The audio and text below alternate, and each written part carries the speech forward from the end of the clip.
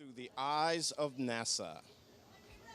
Today, we start with a view off the coast of Oregon from Gulfstream 3 aircraft out of NASA's Armstrong Flight Research Center.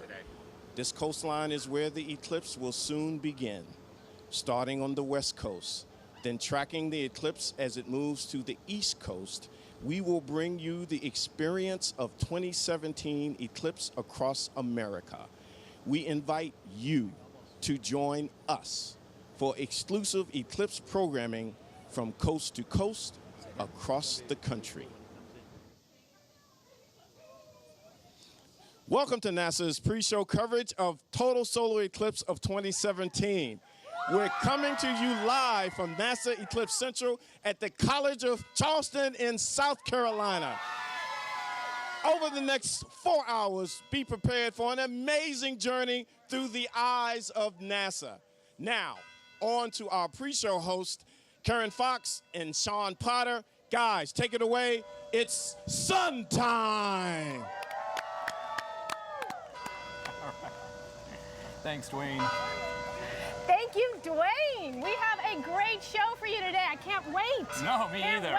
Wait. Hear those bells? That means it's eclipse time, right? Welcome to NASA TV's broadcast of the 2017 solar eclipse. I am Karen Fox, NASA's communications lead for what we call heliophysics. That's the study of the sun and how it affects space. And I'm Sean Potter from NASA's Office of Communications. I'm also a certified broadcast meteorologist, so today I'll also be tracking our eclipse weather for you. And as you can see, we are at the College of Charleston in South Carolina at NASA Eclipse Central. From right here, starting at 1 p.m., we will be tracking and covering today's big event, Eclipse 2017. Today, millions of people across the United States will witness a spectacular event, a total solar eclipse. As the moon crosses the face of our sun, we're going to be bringing you real-time, breathtaking images in locations across the country. NASA TV has cameras, telescopes, balloons, aircraft, and even spacecraft standing by to bring you views of this natural phenomenon. So get ready to look through the eyes of NASA. Plus, coming up at our 1 p.m. broadcast, we have NASA experts standing by at locations across the country. They're going to be highlighting views of the eclipse and also pointing out how NASA is using the eclipse to study not only the sun, but also our Earth and its atmosphere. Now, all of North America will experience a partial eclipse. That's where the moon blocks only part of the sun. A total solar eclipse is going to sweep across the nation along a 70-mile wide path arching from Oregon to South Carolina. This is called the path of totality, and people along that path are going to experience the glorious sight of a fully eclipsed sun. But first, I want to take just a moment to remind you of some very important eclipse safety tips. First of all, never, ever look directly at the sun. It's not safe for your eyes and could cause damage. It's really important, and we're going to keep sharing safety tips throughout the broadcast. But for now, let's take a look at today's weather. That's great. Okay, so what we're going to do right now is we're going to show you an image from the GOES-16 satellite. This is the latest and greatest weather satellite that NASA built and launched for our partners at NOAA, the National Oceanic and Atmospheric Administration, just last year, and it's going to revolutionize weather forecasts. And you can see it's a very detailed picture of cloud cover across the country. And actually, for the path of totality, which remember stretches from Oregon across the midsection through Nebraska and Missouri into parts of Kentucky and Tennessee, and then exiting the U.S. here in Charleston, looks pretty good except for the midsection of the country. Maybe Nebraska and parts of Missouri might see some cloud cover, and then as you get here toward the coast in Charleston, as we look up, we do see some clouds. So we'll keep an eye on that and have more for you later in the broadcast. Crossing fingers for weather here. An eclipse is something called a transit. A transit is when one celestial body appears to move across the face of another celestial body. And today, that is our moon moving across the face of the sun. And it's almost time for that transit to begin. 12:05 p.m. Eastern Time, that's 9:05 a.m. Pacific Time, will mark the beginning of the eclipse over U.S. soil. So let's go right now to Salem, Oregon, to hopefully catch a glimpse. There's a large celebration underway, coordinated by the Oregon Museum of Science and Industry. Jesse Carpenter from NASA's Ames Research Center is standing by. The corona is so hot. That's like if you were standing next to a fireplace and as you moved away, it got hotter, which is crazy. But we know that it's from those dynamic magnetic fields that we're seeing here. Okay, I just got word that we haven't started. Okay. Okay, I guess we're going from the top. All right, thank you to Ames. Thanks, Jesse. And so we begin our eclipse coverage. Also coming to us from Oregon is this stunning image from a telescope located in the town of Madras. In partnership with NASA, the Exploratorium is providing telescope feeds available as a live stream. This makes spectacular views available to everyone. Now, the Exploratorium is a public learning laboratory that explores the world through science, art, and human perception. So let's talk a little more about that science and what it is that we're actually going to be learning today. A lot of people think that space is completely empty, right? Yeah, a lot of people. And it's not quite true. We actually live in the extended atmosphere of an active star. Heliophysics is the study of our star, the sun, and its effects on space. So the sun sends out solar material, and it helps drive this constantly writhing magnetic system throughout space. And this system surrounds Earth and the planets and extends far out into the solar system. So NASA studies this system not only to help us understand more about our place in the universe, but it also helps protect our technology and astronauts in space. So now let's go to Carbondale, Illinois, where NASA Edge is standing by to tell us more. Actually, we're going to stay right here at Eclipse Central in Charleston. So Karen, I'm going to hand it back over to you. So this is a good time to take another moment to talk about safety. Now, first and foremost, never look directly at the sun. It's not safe, and it can cause damage. But there are lots of ways to safely view the eclipse without looking directly at the sun. Be sure to visit eclipse2017.nasa.gov for detailed instructions and advice. Now, you may have seen these eclipse glasses, right? I've got my pair. They are designed with special purpose solar filters. So ordinary sunglasses, even very dark ones, are not safe for looking at the sun. Now, even if you don't have glasses, you have options. For one thing, you can share glasses, right? This event, here, take my glasses, Share, Sean. we can share, yeah. This event lasts for hours. Now, you can also make a pinhole projector. It's simple. You can literally just take a piece of paper, you take a pencil, you punch a hole in it, you put the sun behind you, you hold up your paper down like this, and you're going to be able to see an image of the eclipse on the ground or maybe on a wall if you project it onto a wall. It's really simple to watch the sun safely. Lots of options available to you no matter where you are. There's lots more information about how to watch an eclipse. Again, that website address is eclipse2017.nasa.gov. It's the only time that's safe to take these glasses off when you're looking at the eclipse is if you're in the path of totality during the brief few minutes that the moon completely blocks the sun. Let's watch this video to learn more.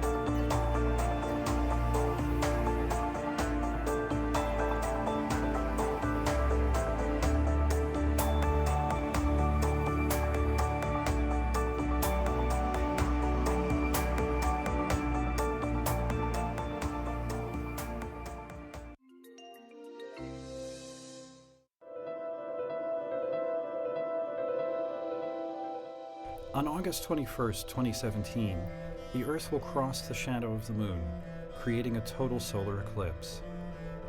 Eclipses happen about every 6 months, but this one is special. For the first time in almost 40 years, the path of the Moon's shadow passes through the continental United States. Everyone there will see the Moon at least partially block the Sun. People within the path of totality, shown here in red, will witness a total solar eclipse. For them, the moon will cover the sun entirely. The sky will become twilight, the air will cool, the stars will appear, and the black disk of the moon will be surrounded by the pale, streaming halo of the sun's corona. Totality will last for 2 minutes or a little more, and it will be visible along a swath that crosses the continent, from Oregon to South Carolina. For some, it will be the spectacle of a lifetime.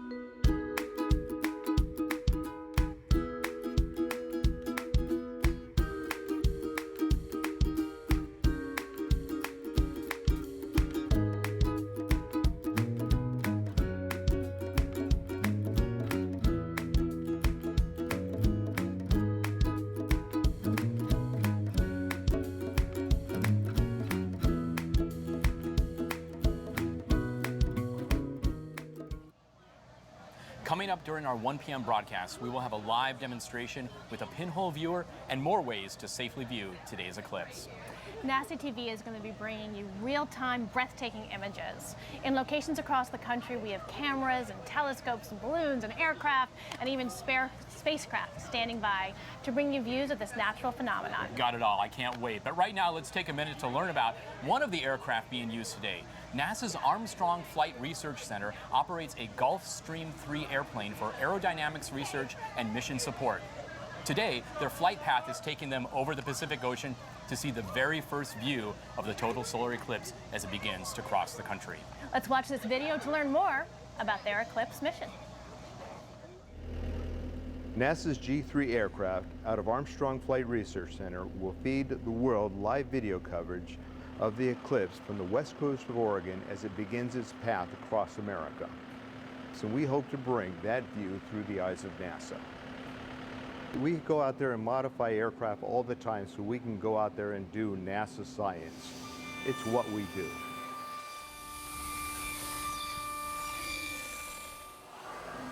In the case of this aircraft, we've gone out there and taken the normal passenger windows and replaced them with optical grade windows, plus put in a telemetry system so we can go out there and provide real-time video.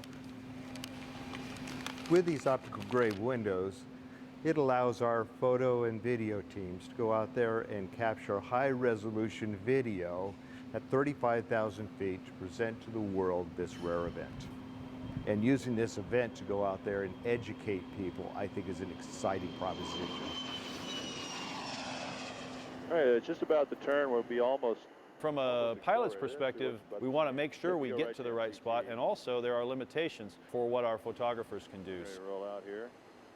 We pushed it as far west as we could go so we could get that as early as possible and as low in the horizon as possible. And that put us at about Lincoln City, Oregon, which is the farthest west point right on the west coast. So we set up a holding pattern or a racetrack pattern right over Lincoln City. We know exactly the width of the totality swath. With that, we did some mission planning again to make sure we know what the stall speeds are, the slowest speeds, the safest speeds to fly, the speeds that will give us the most time inside the totality region. We can slip the airplane. That'll give us some more bank angle, which lets our cameras see a little bit higher. So all of those kinds of things were what went into from a pilot standpoint, planning this out. All right, you guys ready to turn in again for a partial? I think it makes us proud of what we do and that we're able to share it with everybody around the world in this case, due to the modifications to the airplane we made. That's what we do. How you doing, Cope? Great. Wow. I can't wait to see what that G3 is going to show us today. That was amazing, and it's going to be an incredible view, the first view of the solar eclipse as it's literally crossing into the United States. So basically it is off the west coast right now, so it's getting a view of the eclipse before we even get a view from land. Right, of that partial eclipse. And that G3, it's just one of a fleet of NASA aircraft and observation platforms that we have. We've got, as we mentioned earlier, satellites, both ours and some of our partner agencies, aircraft, the balloons that we've got, and we'll be telling you more about that in our 1 p.m. Broadcast as well. But we've got you covered here. It's in terms of, eclipse, not only looking at it from the ground, looking at it from the sky, looking at it even from space. I don't know if we can get a little preview to that. Great. You know what I just heard? We've got the Salem, Oregon eclipse starting. This is the partial transit, and we're going to the G3 now to see what they Live can see. to the G3. We've got an exclusive feed as they fly over the Pacific Ocean, and Kevin Rohr from NASA's Armstrong Flight Research Center is standing by. Do we have Kevin? Okay. All right, he's going to be up soon. But you can see, and we actually have a monitor here on set in Charleston, so we can actually see what they're seeing live, and you can see the transit beginning as the moon is just starting to eclipse the sun. Isn't that an incredible image, Karen? No, it's beautiful. And so just to be clear, what you see on the screen right now, right, is that partial transit. The partial transit can take, the partial eclipse can take, up to 3 hours, a little bit longer in any one location. Whereas the total eclipse, that's only about 1.5 minutes, 2 minutes. Right. A lot of people talk about the totality, only lasting maybe at most 2 minutes or so. But sometimes people don't realize that in terms of the entire eclipse, from the very beginning of when the moon starts to cross over the sun's surface till the end is actually much longer. Yep. Okay. Great. So let's talk a little bit more about these eclipses, because I want to tell you one of the things that I think is one of the cool things about total solar eclipses. We're the only planet in the entire solar system that can see them. The only one. The only one. Earth is the only planet where the moon appears to be the same size in the sky as the sun. And that's really just a great cosmic coincidence. That's right, Karen. The sun, believe it or not, is about 400 times wider than the moon, but it's also about 400 times farther away. Now that geometry means that when they line up just right, as they are today, the moon blocks the sun's entire surface, creating a total solar eclipse. Let's take a moment to learn more about that geometry. A solar eclipse occurs when the moon moves between the Earth and the sun, blocks the sun's light, and casts a shadow on the Earth. When the moon completely covers the bright disk of the sun, that's a total solar eclipse, and it happens roughly every 1.5 years somewhere on Earth. A partial solar eclipse is more common, happening at least twice a year. A lunar eclipse, on the other hand, is where the moon moves behind the Earth, so it's now the Earth blocking the sun's light on the moon, creating a shadow on it with a red tint. The easy way to remember the difference is to remember what gets darker. With the solar eclipse, the sun gets darker, and during a lunar eclipse, the moon does. A solar eclipse is a rare event that not many get to see, because the moon's shadow is relatively small.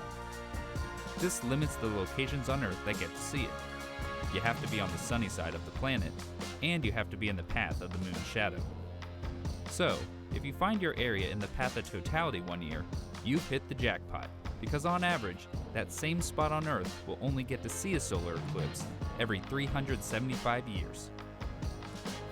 During a solar eclipse, the moon casts a shadow with two parts, the umbra and penumbra. The moon's umbra is part of the moon's shadow where the entire sun is blocked by the moon. In space, it's a cone extending some 400,000 kilometers behind the moon. It's when the small end of this cone hits the Earth that we experience a total solar eclipse. Most eclipse maps depicting the path will show you a circle representing the shadow of the moon, but in actuality, the true shape of the umbra is more like an irregular polygon with slightly curved edges. This is because the moon isn't a perfect circle. It has mountains and valleys on its surface, which all affect the passing sunlight and subsequent shape of its shadow. And scientists now have a greater understanding of the shape of the moon's surface, thanks to NASA's Lunar Reconnaissance Orbiter. The unprecedented level of detail from the topographic maps, photos, and other datasets has allowed us to more precisely pinpoint the regions on Earth falling within the path of totality of a solar eclipse. So, if you get the chance to witness a solar eclipse, always remember that our little moon plays a role that's quite large. Wow, that was amazing. So now we've got a live shot from that G3 aircraft looking out the window. And as the eclipse begins. We're going to be seeing the eclipse live from this G3. It's 35,000 feet up in the air. Over the Pacific Ocean, as the eclipse begins. Very interesting to see how they had to sort of retrofit it with the special glass to get the best viewing possible. And I'm sure it's an exciting moment up there. I can only imagine what the folks inside the G3 are feeling right now. Great, and coming up we will have some live interviews from the G3. There's and a live shot. Now we are once again looking at the eclipse from Salem, Oregon. So to all the people who are out there in Oregon, this is what they are getting to see right now, that first little glimpse of the moon. It almost looks like a bite out of a cookie, right?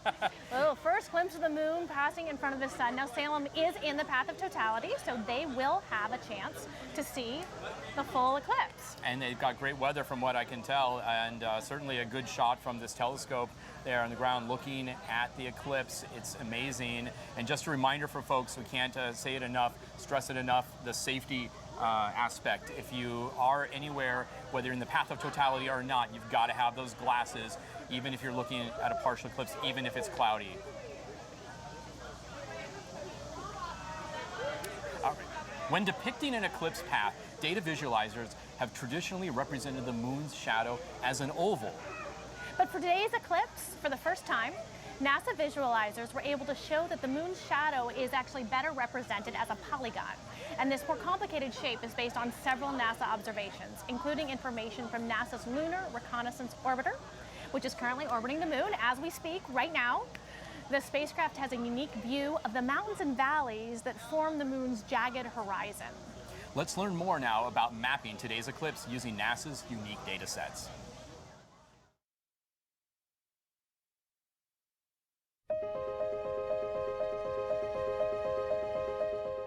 What we're talking about is several visualizations of the path of the moon's shadow during the eclipse in 2017. Everything in it is driven by the data. So the color of the ground, the position of the path of totality, the lighting from the sun angle, all of those are things that are based on data. A lot of NASA products were used to create this visualization. I used the Lunar Reconnaissance Orbiter, the laser altimetry data from that, which gives us a digital map of the elevations on the moon. For the Earth, I used something called SRTM. This was a radar that was flown on the space shuttle. For the positions of the Earth, the moon, and the sun, I used a JPL ephemeris. An ephemeris is just a list of positions, but it's the most accurate tabulation of those positions. This visualization is unique because it shows the effect of both the irregular edge of the moon, the limb of the moon we call it, and the elevation of the observer. Now, we've known for a long time that the elevation of the observer affects where the shadow is. And we've also known that the mountains and the valleys along the edge of the moon affect the shadow. So you may have seen on eclipse maps in the past that the image of the umbra, that shape of the shadow on the Earth, is drawn as a smooth oval. But we know that the moon isn't smooth. Around the edge of the moon, we have these sort of jagged peaks and valleys. And a peak can block the sun a little bit earlier than you thought, and a valley can let the sun in a few seconds longer than you thought. The combined effect of these peaks and valleys is to create a shape that's not really an oval, it's more like a polygon. But it hasn't actually been seen in exactly this way before, where we calculate those circumstances for every point on the map and draw that shape. Totality is that 2 minutes or 2.5 minutes when the moon completely covers the sun. The sudden darkness of totality is just something that a lot of people can't compare to anything else. I love the idea that I'm giving this kind of map to other people, and especially that it's more detailed and more accurate so that people are actually in the right place to see it. So there's a lot of great science being done today, and this eclipse provides an opportunity for researchers to test innovation for future NASA missions too.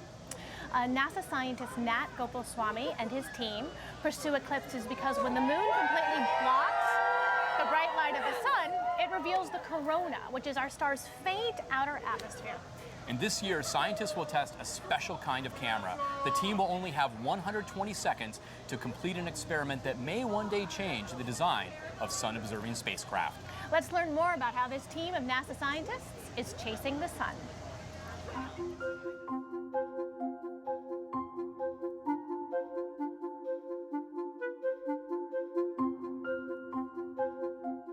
The corona can be studied from ground-based telescopes only during eclipse.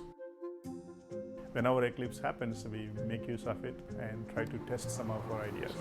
Yes. We have only 2 minutes to do the experiment, and we have been preparing for maybe more than a year. Nothing can go wrong. Your camera can't shut down, you can't press the wrong button, and because there's no time to change your mind or make alternate decision.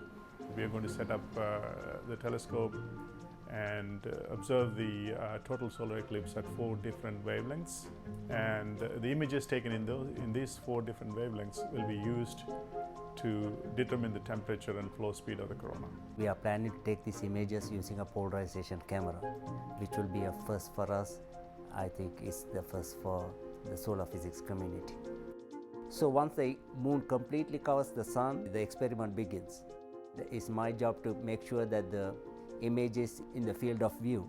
So at the correct time, one person has to give the command to turn the filter wheel, and for each filter there's a different exposure time. So another person has to enter the exposure time. Running 3850 right now. It's a combined effort of 6 different hands. No one person can make any errors. 8121. We do feel the pressure and also the excitement of the eclipse. Still, we have to focus on our experiment. Hey, all done. It gives a tense feeling, but I believe we'll succeed. All right, we got another beautiful shot here of Oregon, and we're getting ready to start showing you imagery from around the country. That's an amazing shot. And right now, we're going to toss it to NASA Edge, who is standing by in Carbondale, Illinois. Tell us a little bit about that, because if you've received social media questions about it, you have the data point to respond to that. Yeah, you know, honestly, when I first saw the eclipse, before the eclipse, I was like, well, I've seen lunar eclipses, I've seen partial eclipses, probably similar in experience. Looks like Troy's been a real eclipse traveler. I didn't know this about you. I'm an eclipse chaser now. It's like, but it was the first one I saw was in Turkey, in C-Day, Turkey, and the next one was in Micronesia. And when the eclipse happened, it was about 85% coverage, as I could see with my pinhole projectors and my glasses. At about that moment, I noticed the sky around me started getting noticeably dark, and the temperature dropped about 10 degrees. We could use it. Oh my, yeah, we're totally going to love that. And at that, right as the disk of the moon covered the sun, it was phenomenal. You're overwhelmed with an amazing feeling of being connected to the universe around you, because your vision is you're seeing things differently, the shadows are changing, the animals are acting differently. Yeah. Yeah, we know about that. I do want to take a quick moment to say that welcome our friends from NASA TV who are joining us from Charleston. Hope they have clear skies there. We clearly are having clear weather here. We're having clear weather. A little bit of clouds, but easy to manage. Great to have you guys joining us. Now, like I said, you have time to check this out, to see these sort of eclipse views. What other strategies could you share with our fans to prepare for the eclipse? Just to basically, when the eclipse happens, spend all of your time with all the different devices and pinhole projectors before and after totality.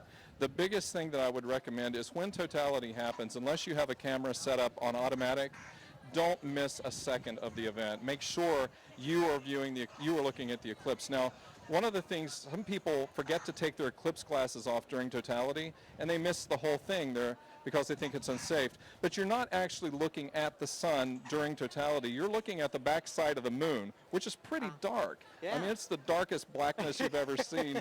And at that moment, you will see the corona of the sun just magically appear across the sky, and you'll see several stars today. I think we have and planets. So we have the potential to see 4 or 5, I believe, planets and stars. Okay, but you have to be pretty strategic at that point, right? Yeah. Because that's during totality. That's during totality. So you got to get your solar experience, and then you got to swing your telescope around, or will you be seeing them with the naked eye? You can see it with the naked eye during totality. Perfect. I recommend everybody look at it with the naked eye during totality. Perfect. But as soon as one bit of sunlight starts to come around the sun, trust me, it is super bright, and immediately put on those glasses and start using your pinhole projectors again.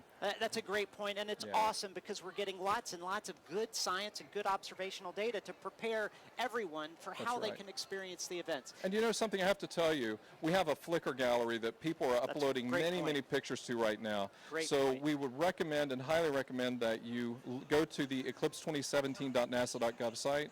You'll see the Flickr links there, and these beautiful images that you're seeing right now are images that were already uploaded just over the last several days. Well, what's interesting is it's not just photos from previous eclipses. We're seeing lots of artwork, lots of really creative work. I think that's spectacular and a great part of what's going on during this eclipse. People of all ages are ready for this. It's fantastic. Well, I'll tell you what, Troy, thanks so much for coming on. When we come back later, you're going to share with us the results, right? And we're going to talk about that, right? That's right. And get more questions. Great. Well, right now, we're going to go inside the stadium to Kevin Boucher, who's with Greg Guzik from the Louisiana Space Grant Consortium, and they're going to talk about this balloon launch that they're going to provide for us. So take it away, Kevin. I sure will. Thank you very much, Blair. Again, we are standing on about the 30-yard line in Saluki Stadium, and of course the stadium is filling up. And with me now is Dr. Gregory Guzik. And introduce yourself. Who are you with? So my name is Greg Guzik. I'm a professor of physics in the Department of Physics and Astronomy at Louisiana State University. More importantly, I'm actually the director of the Louisiana Space Grant Consortium. Okay, now what is that consortium? Who is it composed of, and what is its mission? So the National Space Grant College and Fellowship Program was established by Congress in 1987. It's a nationwide effort. Every state in the Union, plus Puerto Rico and Washington, D.C. has a consortium. And for this project, there's a team, a collection of about 55 student teams placed from Oregon to South Carolina who are going to fly balloon payloads very similar to what we're going to fly here from Saluki Stadium. And when I think weather balloons, I have this image. I think of one of my old Time Life series of books.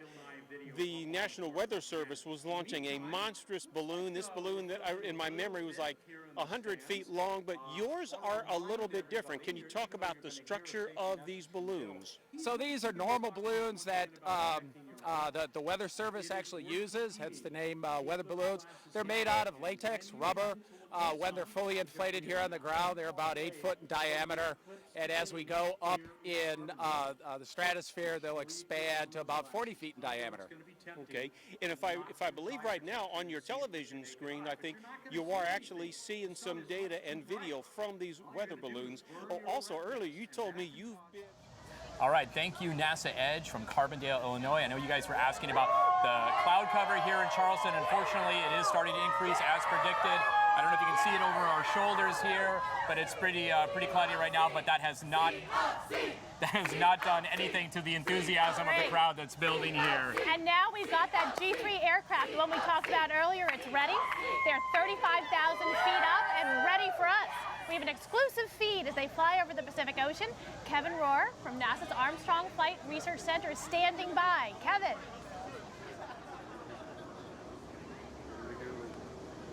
She's pausing.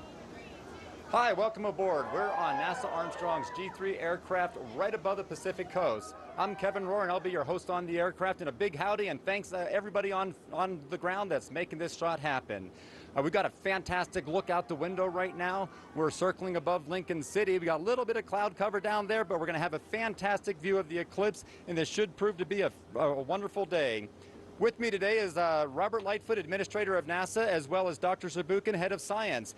And what we're going to do is cut to them really quickly so we can have a little discussion. And what are your impressions today, Robert? Thanks, Kevin. What a great morning so far over the Pacific Ocean. We got to see the first bites out of the sun from the moon. Just an incredible view so far. I really want to thank all the teams that are out there all over the country helping us to get the most science we can get from here. Really going to be an inspirational day and hopefully inspire the next generation of scientists, engineers like me even in the current generation. Pretty inspirational from that standpoint. Volunteers everywhere, so we're excited about what's going on. And I got to turn it over to my buddy Thomas here. This is his field of study. So Thomas, what do you think so far? Oh, it's amazing. We're already seeing it happening, right? Why do you think this is important to NASA and the United States? Well, for us, it's a great opportunity. The totality across the continent, we're going to learn as much as we can. We study heliophysics and astrophysics in NASA, and this is a great opportunity for us to learn even more and have every instrument we have out there available to us to try to understand what we're going to see for the first time in 99 years. So just very, very exciting to see what we can do here and the observations that we're going to get. Can't wait to see the science come in and all the different science we're going to get from here. So, you know, everybody's going to learn something. So you tell me what you think you're going to learn, Thomas, having been studying this for your whole career. Well, look, my field of study is the sun, and what's really unique about this time is the opportunity to see the solar corona, the atmosphere of the sun, during the entire time of the eclipse stitched together for 1.5 hours. And the sun, of course, is important because it's the most important star. Everything we learn about other stars we learn here first, but it's also a source of weather and radiation. And actually on board this aircraft we have 2 instruments, one from Los Alamos and one from Space Environment Technologies, that make those very measurements of how this radiation affects us. Yeah, and I think it's important. The more we know about the sun, the more we know about space weather, it'll help us protect our own spacecraft in the future. It'll also help us protect our astronauts as we send crew further, and our home planet in terms of what's going on here. So why don't you tell me what you think we're going to see today and what we're going to learn today through this just incredible event. So one of the most amazing parts of this is really to see the star as a magnetic star. And what I'm showing here is actually a prediction of the space environment of the sun today by predictive sciences and 3D printed by applied physics lab. And it basically shows that these magnetic fields are there. And what's really going to be great today is we're able to test these models using observations from the ground that we normally don't have. And so this is really exciting for us. Very good. We've got over 11 spacecraft and over 50 balloons going up. We've got airborne science like we're even doing here. On the G3, can you explain what we expect to get out of the spectrograph we're going to have here on the plane today? So a spectrograph is basically taking the light of the sun, which is white, and spreads it into its colors. And what we're going to see is during the time of now and partial totality, we basically see during the partial eclipse, we see the radiation from the surface of the sun, the photosphere, and all colors are there. Well, when we're in total eclipse, what we're going to see is the radiation from the atmosphere that we normally really don't see that up close. And that radiation actually has 2 predominant lines. One is a really hot iron, and the other one is, it's hot because it's 1,000,000 degrees because of that magnetic field. The other one is helium, called helium because of Helios, the sun in Greek. So it was actually discovered during an eclipse, just like it today. Very cool. So here we are about 30 minutes away from totality. But you can explain to me what you think from a spectrograph perspective. You're going to look out the window. What are you going to see there? Well, so for me, the amazing part really is that we're able to, of course, see our star in its beauty. And I'm already kind of emotionally touched even now. But also, we're going to see how that eclipse, that the lack of radiation, this perfect cloud that the moon makes affects the Earth and its turbulence. I'm really going to see whether we're going to feel it up here. Very cool.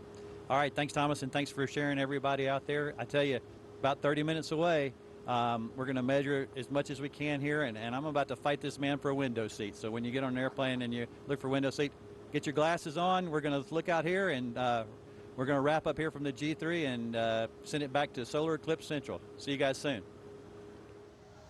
Wow. And that was great. Amazing, yeah. Thank you to those of you on the G3 to fill us in on what you're going to be seeing from there.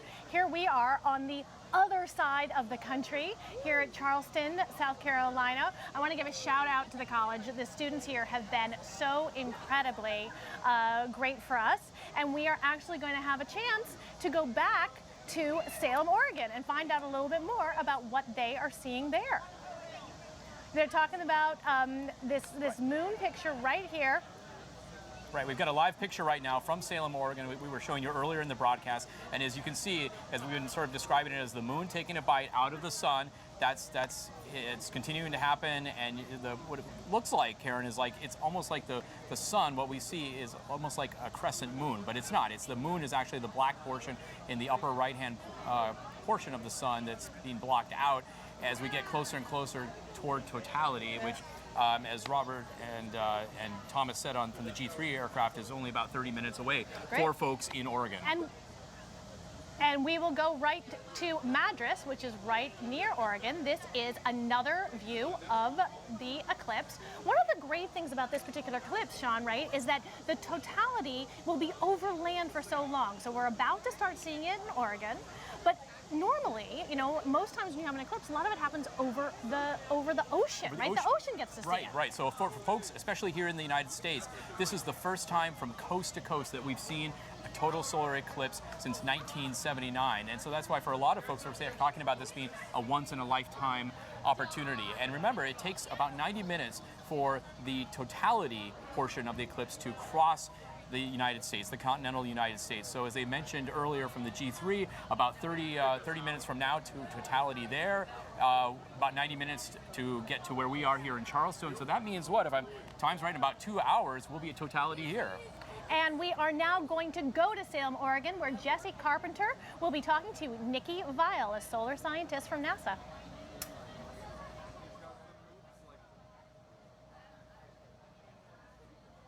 Welcome back to Salem, Oregon. It is clear, but yes, it is a little bit breezy It's here windy, today. yeah. Isn't it? Yeah. I'm joined again with NASA solar physicist Nicolene Weil. Hi. Hey, so why don't we just take a look at what we've got going on here now that transit is deep underway. Yeah, so the moon is crossing in front of the sun, and it's kind of looking like the moon is taking a bite out of the sun. And if you guys have any colanders with you, like a kitchen colander strainer, you can actually see, if you let the sunlight come through that colander and look at the shadow on the ground below you, you'll actually be able to see the projected image of the moon taking a bite out of the sun down on the ground in front of you. Oh, that's cool. Yeah. So you can just get something from the kitchen and share that with everyone who you're watching this with. That's great. That's right. Now's the time to take out your pinhole cameras if you have those, or if you have those, you know, the safety eclipse glasses. Now's the time to get these out and make sure to look at the sun with these on. That's right. You want to be watching safely. And I know we've been talking about it, but we really can't stress it enough. It's very important to be wearing these glasses. It's just so amazing, though, to see the moon crossing in front of the sun. I mean, you never get to see anything like this. So, are there some basics that you could share with us? I know we were trying to present some of that a little bit earlier in the show. Yeah. But are there some things that maybe you could talk a little bit about the layers of the sun? Yeah. So there's sort of three outer layers of the sun. There's the photosphere, that's the part we're seeing now. There's the chromosphere and the corona above that. The chromosphere and the corona, that's the solar atmosphere. Now what's cool about today is that usually we get to see the photosphere, the visible surface of the sun. But today, during totality, we're going to get to see the atmosphere, the chromosphere and the corona of the sun. And we don't usually get to see those because they're so much less bright than the sun. It takes something special, like today's total solar eclipse, to be able to see them. So that's really amazing. We're going to get to see that. It is so cool. So I think what we're going to be doing now is sending it back to NASA's Eclipse Central in Charleston. Take it away, guys. Thanks. And welcome back to Charleston. You can hear these students are really excited for us. And I got to tell you, I had the chance to interview some of them just a few days ago. The College of Charleston students are excited, and I wanted to find out what they knew about the eclipse. Let's watch the video. All right. So right now what we're looking at on your screen is Hello, I am Karen Fox with NASA TV. I'm here at the College of Charleston in Charleston, South Carolina, and we are going to spend some time interviewing students to find out what they know about the total eclipse of 2017. What's happening on Monday? The solar eclipse is happening. Monday, the eclipse. That's the right answer, the eclipse. Are you ready for the eclipse? Oh, I'm pumped. I've been talking about it all summer. What is an eclipse? When the moon moves in front of the sun. It's when the moon passes in front of the sun and creates a shadow on Earth. What is the closest star to Earth? The sun. The sun. The sun. The sun? Yes, the sun. Very nice. Will you demonstrate for me putting these on? We're going to put them over the glasses. the music you associate with the eclipse. What have you been listening to? What are you going to listen to? Here comes the sun. Total eclipse of my heart. Do do do do. Da-na-na, like, I saved every letter you wrote me. So I was really impressed with how much these students knew. We had a great time here.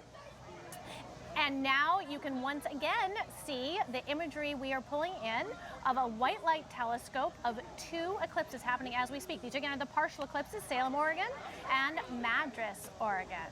Right, as you can see, it's quite an image as that moon continues to progress. Transit is the term over the surface of the sun, getting closer and closer toward totality. And again, this is an opportunity for us to remind folks, regardless of whether you're watching this right now in Oregon or if you're anticipating the beginning of the eclipse from another location in the U.S. or really across North America, wherever you're able to view us from, that it's important that you have to have those safety glasses. We cannot stress that enough. We've been getting a lot of questions on social media, people just emailing us asking about that.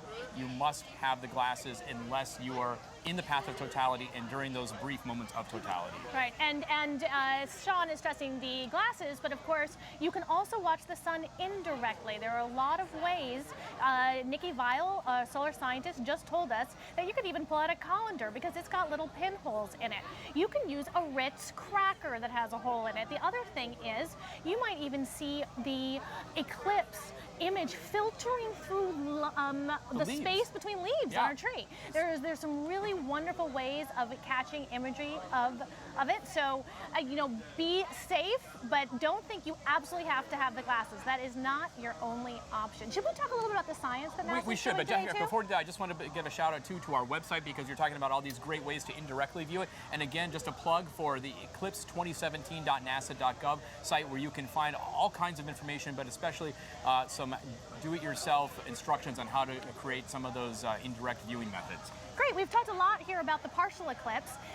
Nikki Weil, who you just heard talking, she studies the corona, that is the atmosphere around the sun.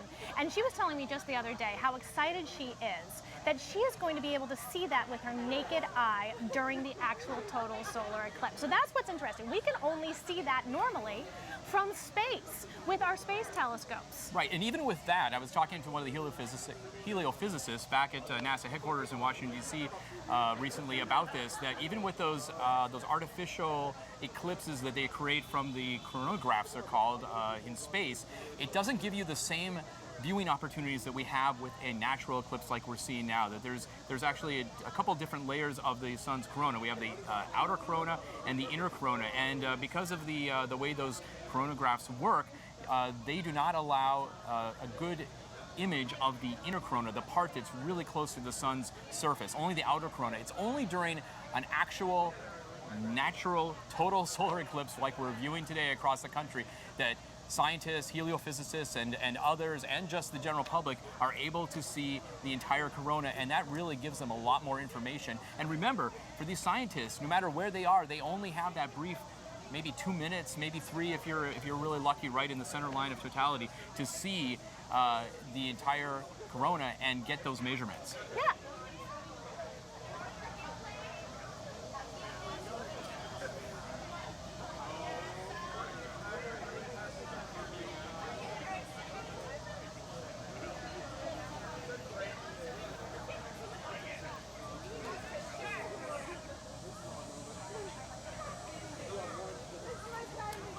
So again, Karen, as folks are looking at their screen right now, you see that double image, Salem, Oregon, there on the left, and nearby Madras on the right. 2 different images with 2 different types of telescope using to view this eclipse. It's still in the partial stages, starting to get closer and closer toward totality in just a few minutes. And stick with us because we are going to be tracing this eclipse all the way across the country.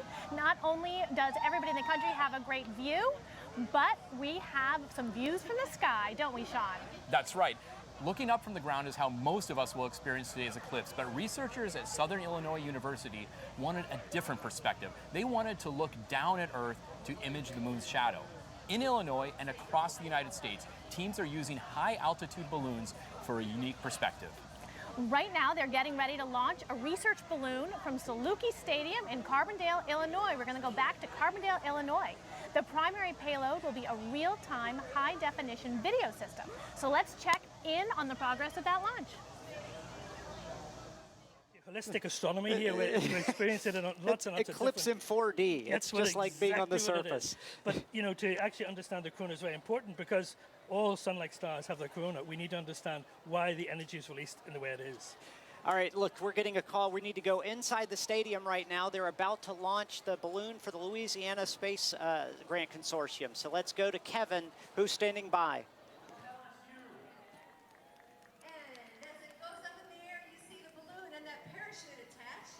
That is what's going to let that get safely down to the ground.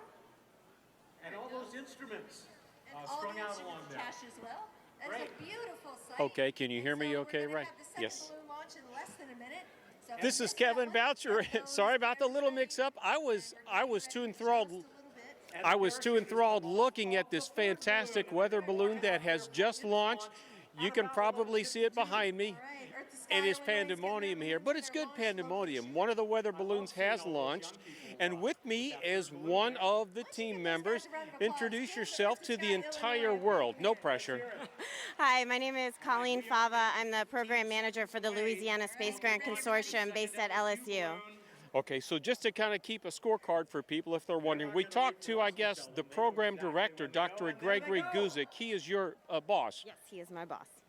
What exactly does your job entail with this consortium? I manage the program, so I write grants and reports and organize students and keep them on track, and I do communications training. Sounds like you do a lot of outreach as well, and it thrills my heart, and I'm sure it thrills your heart to see so many of these young people. You probably did not have to drag these young people kicking and screaming to do this help, did you? No, we brought 4 institutions with us, and LSU is the home team, and so they were always coming, but we actually had a competition to figure out which other students we would bring, and we brought a team of 46 people. Okay, and right behind you now, I had forgotten they're launching 2 balloons. Now the first balloon, I think we have a video of the first balloon. Okay, we're getting ready to launch the second balloon. Both of our balloons launched already. That's okay. The first balloon, the first balloon, Colleen, that was launched, where is it right now? Maybe 2,000 feet, you think? They go up about 1,000 feet a minute, so a few thousand has probably been a couple of minutes now. Okay. So. There it goes. This other one has launched. It's a big yellow balloon filled with helium. And the next time we see this balloon, we'll be down on the ground and it'll have wonderful data. Can you tell us about what goes into studying the winds and the weather reports, trying to calculate where this will land so you can quickly retrieve it and get your data? That's a whole nother science. Yeah, so I'm not an expert on it. I can just tell you that we do our predicts. We started our predicts months ago, doing them maybe every week or so, and then the last few weeks we've been doing predicts every single day. So we have a good idea. We think it'll go about 36 kilometers, about 22 miles due east, somewhere near Marion. So we'll have several chase vehicles kind of staged and ready to go. And I'm not sure if they decided to leave before or after totality, but we have some local people helping us to make sure we have access. And we're hoping, expecting to be a pretty easy recovery. Now, will you actually be on the chase team yourself? No, I'm not going to be on the chase team. I need to do logistics here on the ground. I have been on a chase, though, and it's very exciting. Oh, I'm sure. Yeah, can you tell me about it? And please get as specific as you can. What are some of the most eventful ones? Like, has the balloon ever come down in Pontchartrain River? How did you know? You're not kidding me. I'm not kidding you. We did have a landing in the Pontchartrain River, which was not a great recovery, but it was definitely better than landing in the airport, which we were afraid was going to happen. Well, I was going to say I would rather land in an airport because the Pontchartrain River, you have the water that might damage some of your instruments, but you're the expert then, right? I think we'd rather not interfere with air traffic control. That's true. Landing in a Pontchartrain River, and I assume the alligators did not make a meal out of your several $1,000s worth of instruments? We didn't recover that payload, but we have done water recoveries in the past, and we actually just invested in an inflatable kayak. Okay. My producer just told me we are seeing first contact. Everybody, we have people putting on their glasses the first contact. We are seeing the first contact, and we've got about 4 minutes left. How many total solar eclipses have you seen, Colleen? This is my first. I assume you have your glasses. Right. Feel free to go ahead and put your glasses on. You want a pair? Yes, please. If you cross your fingers together, you can make little spaces in between your fingers. If you don't mind, I'm gonna. You can project little images of the eclipses down onto the ground. So make sure you look down just as much as you look up. Really see through also, them. if you Right. happen to be Okay. walking around the campus a My little bit, glasses are on. Are your underneath glasses on any too? tree, They are on. you may Okay. see also And eclipses spangled the sun, we are turning around. Would it be okay if I turn my back to the camera so I can see the sun?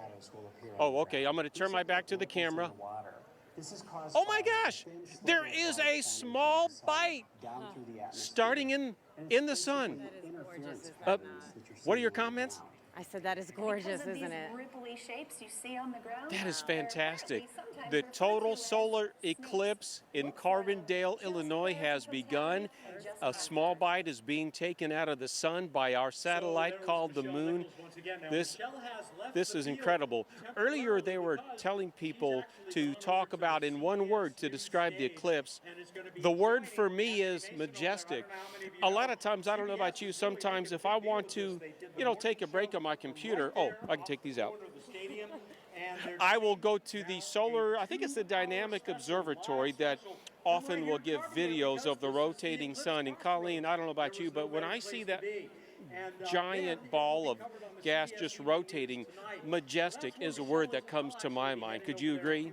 I absolutely agree. It's amazing, and I think that we're really fortunate to have this opportunity and to be in community with our students and faculty and staff from multiple institutions here at SIU, who's been wonderful and very welcoming. It's just extraordinary. It sure is. Thank you very much for your time. Keep up the great work. Thank you for talking with us. That was Colleen Fava with the LSU. Thank you so much to thank you, Carbondale. Carbondale. That was amazing. It's great, and I love looking at those images and how you can see different things at different parts of the country. It's wonderful to be sharing this imagery with all of you. We will have more from Carbondale later today. Please stick with us. We have so much coming more. up. From there and from here at NASA's Eclipse Central here at the College of Charleston.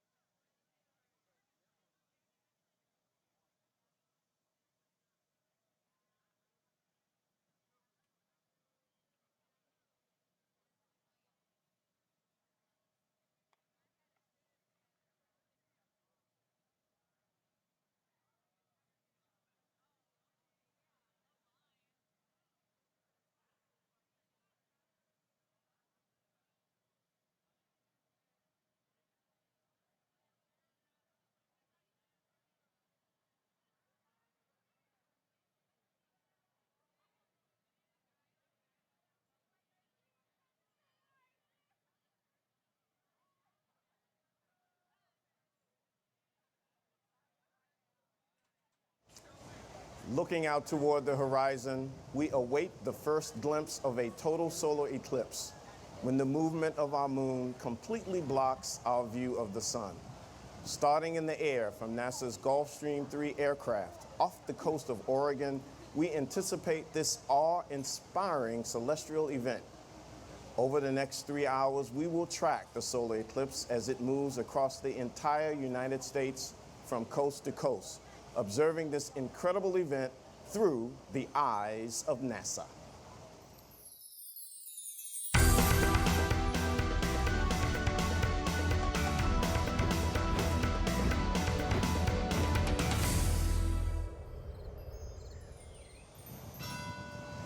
Hello and welcome. I'm Dwayne Brown from NASA's Office of Communications. And over the next 3 hours, we're going to look through the eyes of NASA and experience today's total solar eclipse. I have a great team here on stage. Joining me to my immediate left is Jadi Collado Vega. Hi, everybody. Who is a space weather scientist. Solar scientist next to her, Alex Young. Over to my right, John Yimbrick, who will be taking your social media questions today, plus media specialist and meteorologist, very important man today, I must say. Tracking the weather conditions across the path of totality, Sean Potter. Today, we're coming to you from NASA Eclipse Central here at the College of Charleston. Now, Charleston is the last stop of the total solar eclipse on U.S. soil. So we will track this eclipse as it moves east and heads this way. We're tracking the eclipse across the entire country to bring you the best images with the most compelling stories, along with science experts. Here from NASA Eclipse Central, we have views from ground telescopes, high-altitude balloons, airplanes, and from several NASA spacecraft. And yes, and I want you to remember this, audience out there, we even have live, no one else, only here at NASA, the International Space Station. If you want to see the eclipse as never before, stay with us through the eyes of NASA on NASA television. This is the place to be. Yadi, hola, ¿cómo estás? Bien, ¿y usted? Okay, this is a win-win situation for America. We have a partial eclipse and a total eclipse. Explain the difference.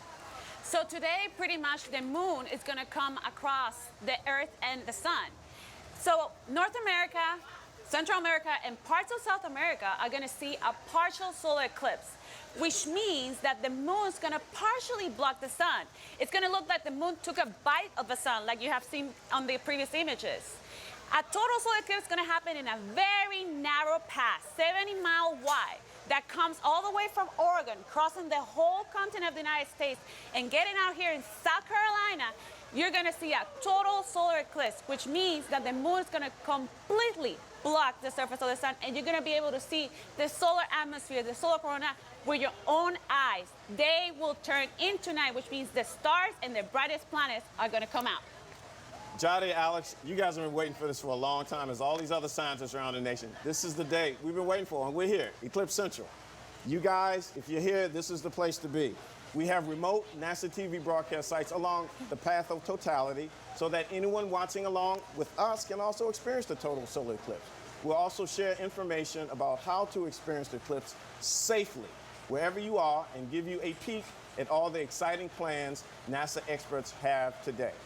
Alex, okay, so Mr. Solar Man, what is so unique about the solar eclipse? Well, this is an amazing opportunity. The last time we had a total solar eclipse in the continental U.S. was '79, but the last time we had one that went from coast to coast was 1918, 99 years ago.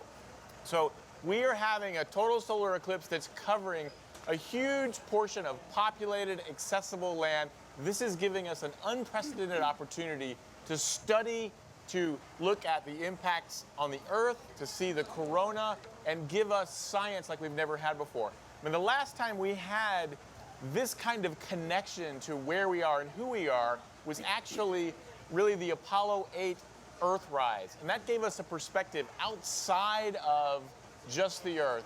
It showed us that we were part of something bigger. And that's what this total solar eclipse brings for us. It allows us a window into the universe. And this is the most connected, most well-observed event that we've ever had in terms of a total solar eclipse. The data and the experiences are going to be amazing. Okay, so we're certainly witnessing a monumental celestial and historical event today. We'd like to take a moment to talk about safety. So Jody, can you help me out here? So I will help you out. You never look directly at the sun, and you may have seen these eclipse glasses, and they're designed with special purpose solar filters. Ordinary sunglasses, even very dark ones, are not safe for looking at the sun. Now, if you're in the path of totality, there is a short time frame that you can take your glasses off.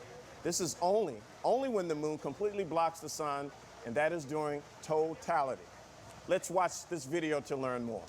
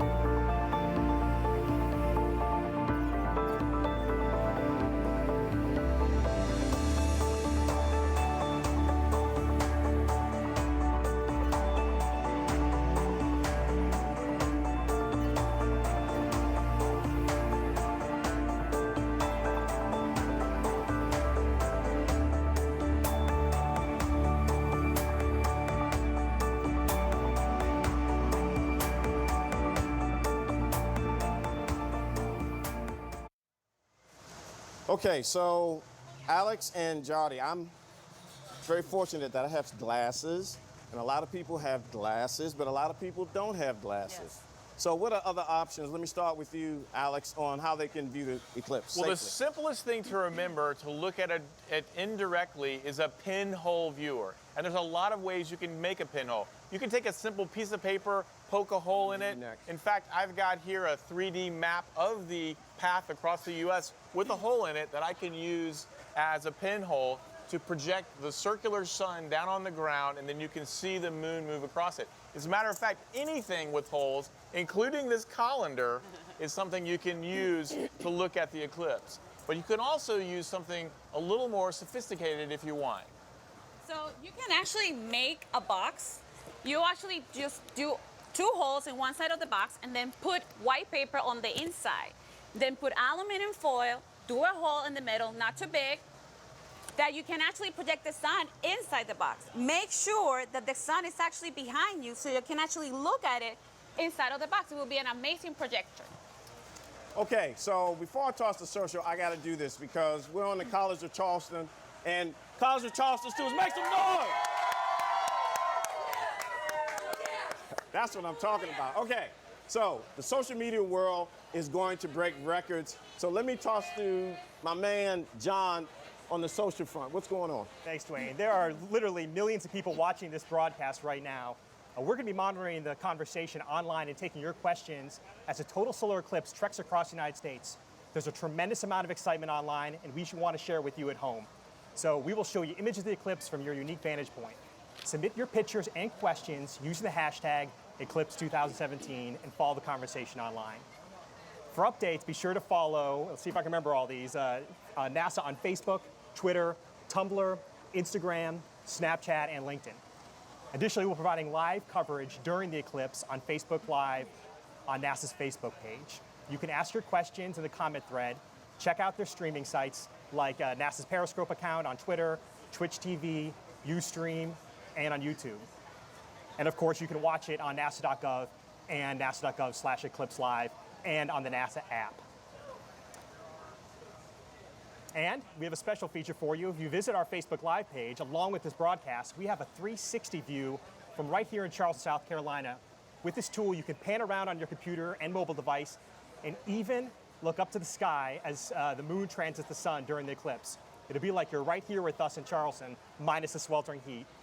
Visit the NASA Facebook page and check it out. And finally, share your images of the eclipse with us using the hashtag Eclipse2017 on our Flickr page, which is up here online right now. Share your images with us, and we'll share them right here in the broadcast and also on social media. And finally, enjoy your eclipse viewing, and remember to ask your questions with the hashtag Eclipse2017. Back to you, Dwayne. Well, John, it's social media is going to break some records, and we're going to be coming back to you more and more. So you got to know that one of the most important things here for today is the weather. So Sean, you know, I'm looking at Charleston skies. We got clouds. I hope that's going to get better, but what's going on around the nation? Over to you. That's right, Dwayne. Yes, the weather is the key factor for viewing today's total solar eclipse. Right here in Charleston, it's about 86 degrees, but with the humidity, it feels more like 99 right now. But what we want to do right now is show you a satellite image from our friends at NOAA, the National Oceanic and Atmospheric Administration. This is from the GOES-16 satellite. It's a brand new weather satellite that NASA built for NOAA and was launched last year that's going to give you the latest and greatest very detailed imagery of cloud cover across the country. And what you can see is that things are looking really good for the early parts of the path of totality, places like Oregon and Idaho and Wyoming. And then as you get into parts of the middle section of the country, more places like Beatrice, Nebraska, maybe into Kansas City, Jefferson City, there is some cloud cover there that may hinder your ability to view the eclipse. And looks like as you get into Carbondale, skies are still pretty good there. There are some storm systems developing to the north in other parts of Illinois. And really, things are looking clear again until you get back here in Charleston. As you said, Dwayne, I'm looking up at the clouds to where the sun will be in about an hour. And there is significant cloud cover, but we're keeping our fingers crossed. I do see some pockets of blue in there. So hopefully we'll get to see something. But we'll have more for you later in the broadcast. Dwayne. Thanks, Sean. Hopefully you can use some of your connections to get us some good weather here in Charleston. So the moon is already moving across the face of the sun. We're getting close to viewing our first total eclipse of the day. We're minutes away, and remember, the total solar eclipse starts on the west coast of the United States in Oregon, and we will be bringing you live images as it occurs. NASA's Ames Research Center's Jesse Carpenter is standing by in Salem, Oregon at the Oregon State Fairgrounds. Jesse, give us a status report. Oh, wow. Thanks, Dwayne. Totality is almost here. Oh, this is so exciting. And just before we get to that, though, I want to introduce Andrea Edgecombe again from the Oregon Museum of Science and Industry. Hey. Hi. So tell us a little bit about this really fun, cool viewing event that's going on here. Yeah, well, we are here. We have almost 9,000 people here at the Oregon State Fairgrounds, and we've had some cool stage presentations. We heard from NASA astronaut Don Pettit. He's an Oregonian.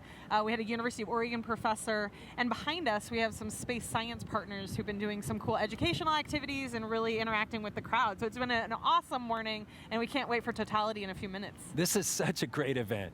Thank you for joining us again. We really appreciate it. I know you got to get going. Yeah, thank you. It's coming soon. And joining us now to talk to us about the sun and give us more information is NASA lead scientist for Eclipse 2017, Madhulika Guhatakirta from Ames Research Center. Hi, Lika. Hey, Jesse. Hey, it's almost here. It's almost here. So how many eclipses have you seen?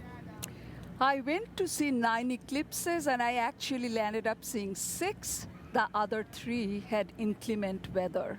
Oh. We don't have that here today. No, we don't, and it's going to be 7.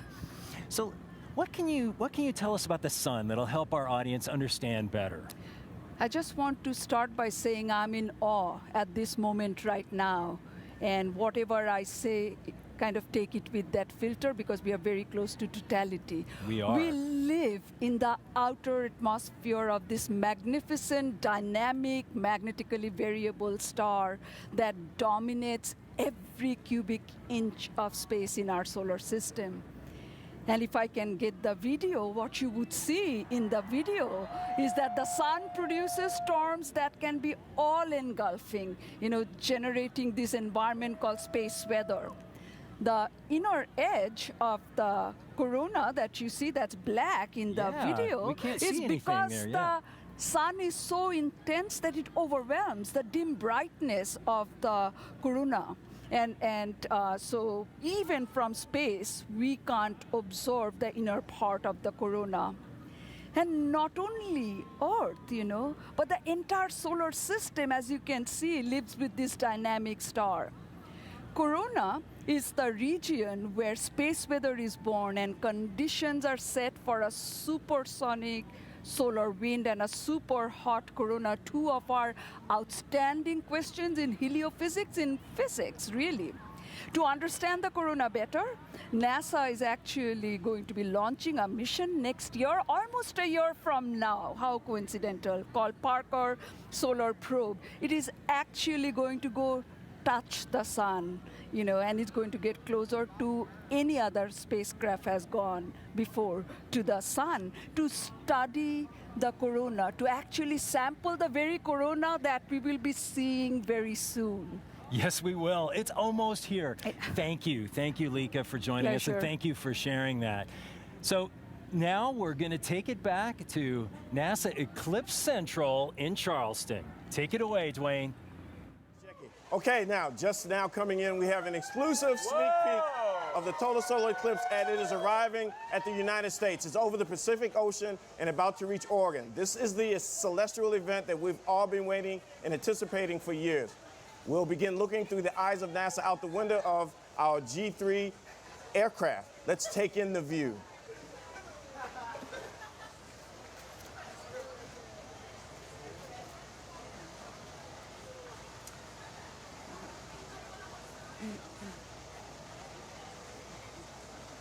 Wow.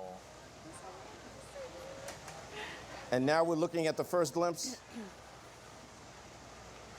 of the total eclipse from the ground. Wait, let's see. That's still the G3. There we go. And now we're looking at the first glimpse of the total eclipse from the ground on United States soil. This is coming to us from Salem, Oregon, where thousands of people are gathered and experiencing this monumental event, a total solar eclipse. Let's take a look and take in the view.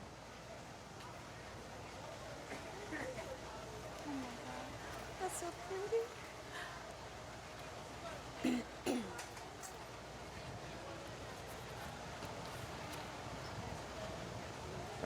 That's the G3 there.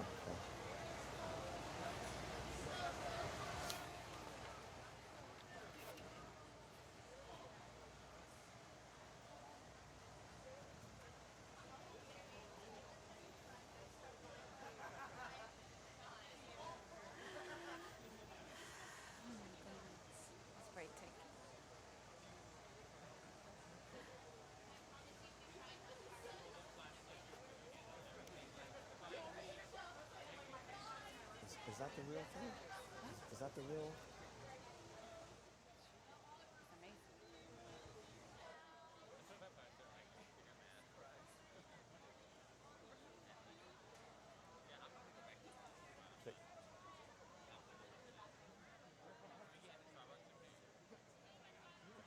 We're going to keep that up, and then we're going to do reactions.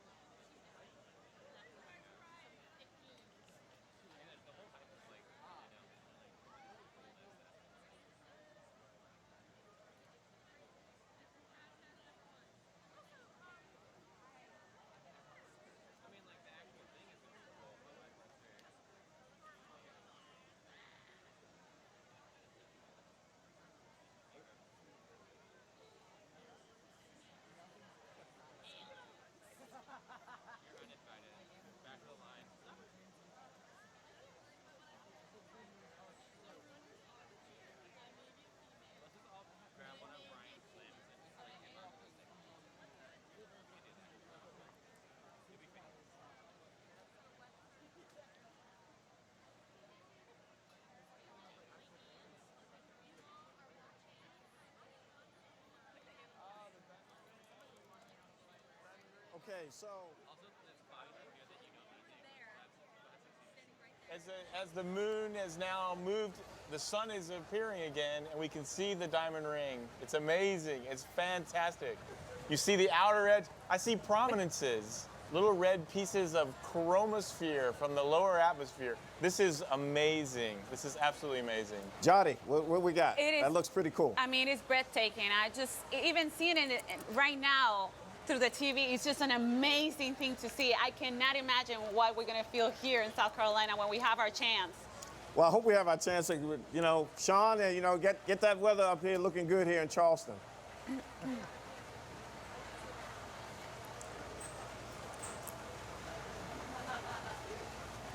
Now, what do we, so Alex, Alex, what are we seeing here? Is that from the G3?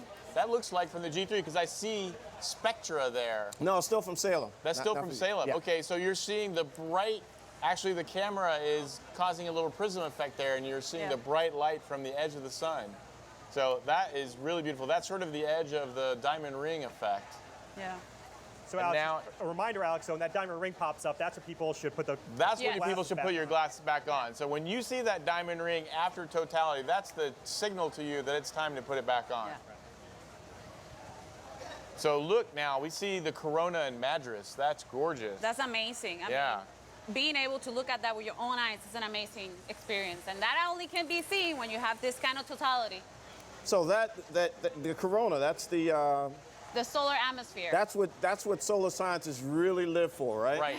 Right. That is the origin. That is where the origin of space weather. Yes. You know, that's where it comes from. That's where most of the solar flares and the corona mass ejections, big explosions of particles, originate from. Now, if there was solar activity, would we see it right now? Would we be able to see that popping up on the sun? If there was a coronal mass ejection leaving the sun, we could see it there because, in fact, we have seen it in the past, and I'll even show some history later with images that people drew of these coronal mass ejections leaving the sun during a total solar eclipse. Now, why is it so critical and so important to really get this type of view from the sun's atmosphere from the corona? Johnny? You mean like in a total solar eclipse? Yes. There's the diamond. That's the diamond ring again. That's amazing. That's from Madras. Wow.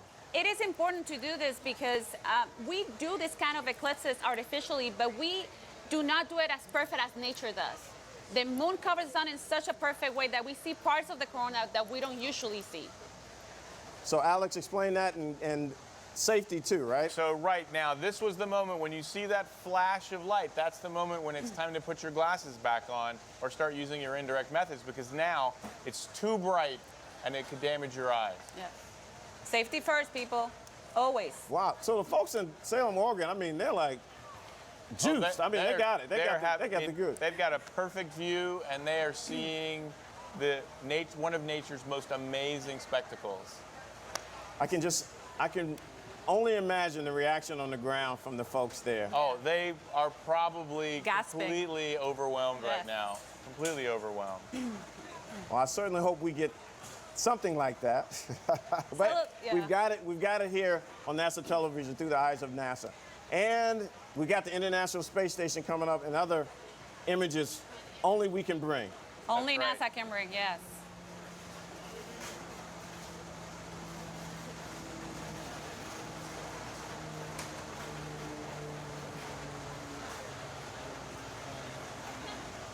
Now, is it completely dark or is it coming out? No, what's happening now is the filters are back on, the safe solar filters for the telescope, and now you see the crescent, which is the sun, basically now being revealed after the eclipse. So we're now back to the partial phase in the other direction. Exactly. Now, how fast is this going? Well, this shadow is passing across the country, depending on where you are, anywhere from 1,200 to 1,800 miles an hour. So this is moving incredibly fast because the moon itself, in its orbit, is moving at almost 3,400 miles an hour. And that, in combination with the rotation of the Earth, is what gives us a shadow moving that fast. Okay, so Gotti, let's talk about space weather. Seeing this and space weather is so important. So just let us really understand why it's important on space weather. So space weather is pretty much the conditions created outside in space due to the sun.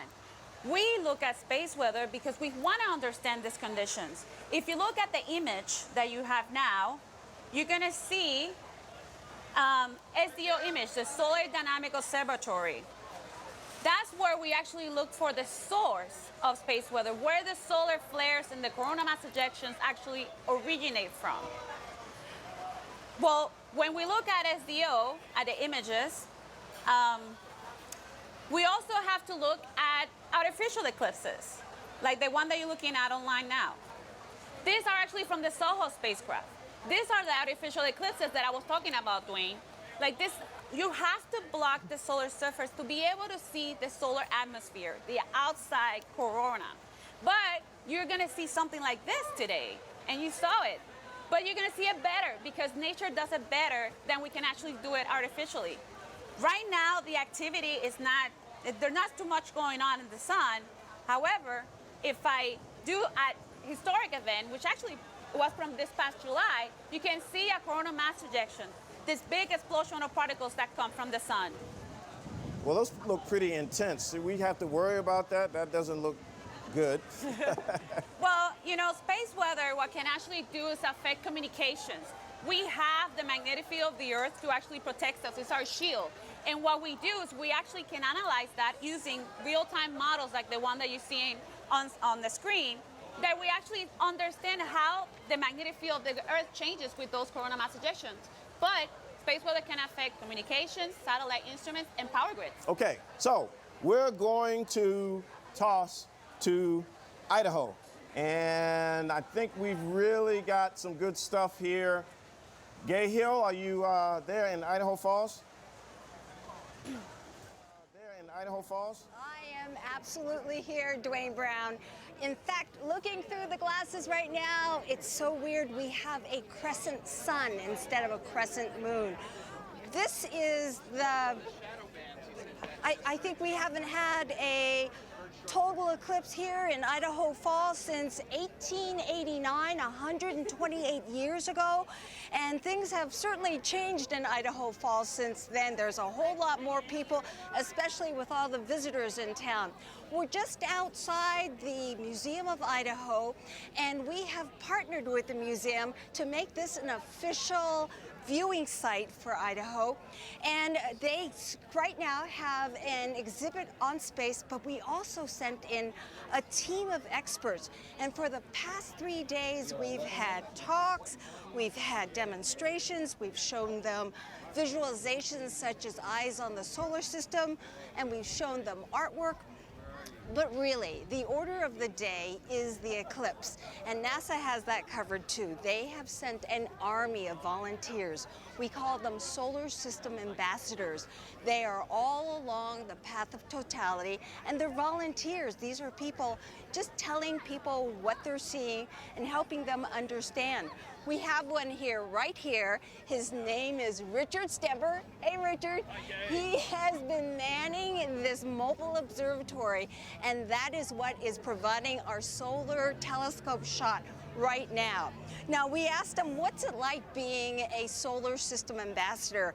And he said, follow along. We did, and we went with him to a place, a school in Southern California. Take a look.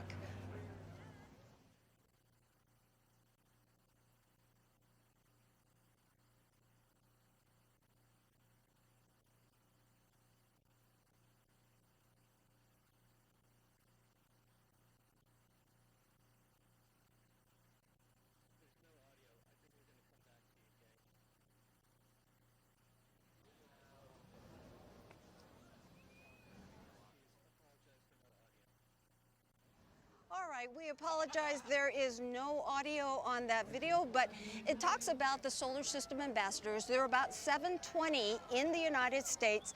They get special training from NASA. They learn all about the missions and about the science, and they basically go out to public events all over the country teaching them about NASA missions.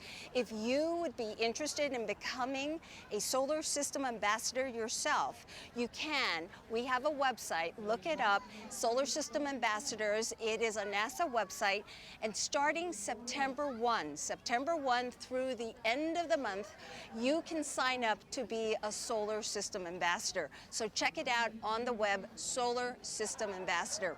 With me now is Jim Green. Jim Green is the head of planetary science for NASA. He's in charge of all planetary missions and asteroids. This guy knows his stuff. Let's talk about this. Now, you see this eclipse that doesn't happen. It happens once in a lifetime. Wow. But as a scientist, you see it as an opportunity. Oh, absolutely. I mean, we're getting the eerie feeling right now, but when we launch balloons, and there'll be 57 balloons along the path, 30 of which are going to have a planetary experiment on them. And we have video of this. Now, just a few days ago, we had a crew here. They did a test launch for us, and they sent up an imaginary payload for us just to see how it all works. You have actual scientific experiments going up. We do. We have a bacillus. It's a harmless bacteria. We have on 30 balloons 2 coupons where the bacteria will be sprayed. One will stay on the ground, one will be affixed to the balloon. It then will go up to 100,000 feet above the ozone. So the ultraviolet light, also blocked a little bit by the moon, is just like Mars. In addition to that, the temperature and pressure will be just like Mars. So when the balloon goes up higher and bursts, comes down, we'll retrieve that coupon off the balloon, match it with the one on the ground, and then we'll see how many survive. Now, why is that information so critical for Mars research? Well, this bacteria is pretty much everywhere. It's very hardy, and it probably has made its way to Mars, perhaps even on our rovers. And I would like to know if that environment is so harsh that it would eliminate that bacteria or not. All right. I'm being selfish. I have never seen a total eclipse. And I'm sorry, I would love to talk to all of you people, but I want to put on my glasses too and take a look. Can we continue this conversation? I have to do this too. All right, and watch, and we can talk. All right, so what we a little sliver. Just a little sliver of the sun right now. And let's talk about this. Why is this so rare? Well, you know, the plane of the moon relative to the Earth-Sun line is tilted by 5 degrees, and so there's only 2 places where the moon and the Earth and Sun are on that same line. And that's why every 18 months or so we get an eclipse. The shadow is 1 minute. 1 minute away. Wow. The crowd is getting excited. Wow. It's already so eerie. Wow, it just got dark all around us. And you can feel the temperature getting colder here. Oh, yeah. The winds are really picking up. You know, this dark area, the winds are just flowing in. Oh, you can, it's just a tiny, tiny sliver right now.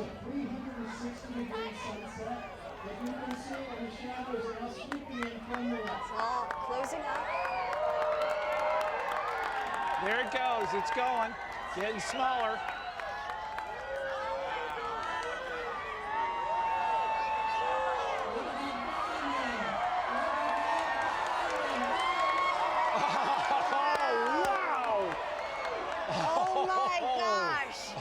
Oh, look at the ray structure.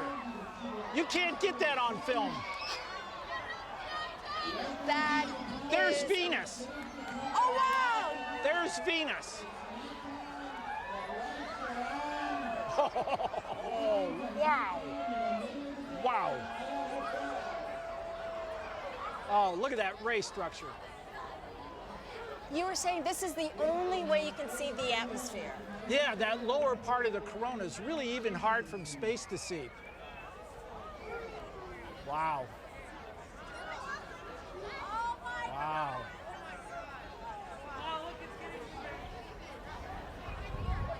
I got to spend a second looking around at the crowd. Oh my goodness. Yeah, wow. Wow. We should turn off the lights.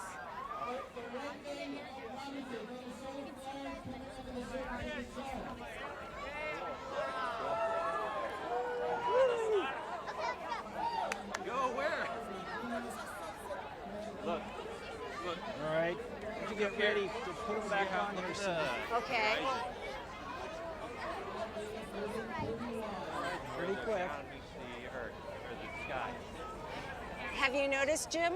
The street lights are all on around the street us. lights turned on, We of course. confused the street lights. Of course. Who would have thought that? We didn't plan that one. All right, we should get ready for our glasses again. Get ready with your glasses. Okay, there it goes. So that's the moon. Oh, look. There's Stand the diamond up. ring. There's the diamond ring. Oh my gosh. Yeah, wow. That Wow. is Was so... that all right? Oh my gosh.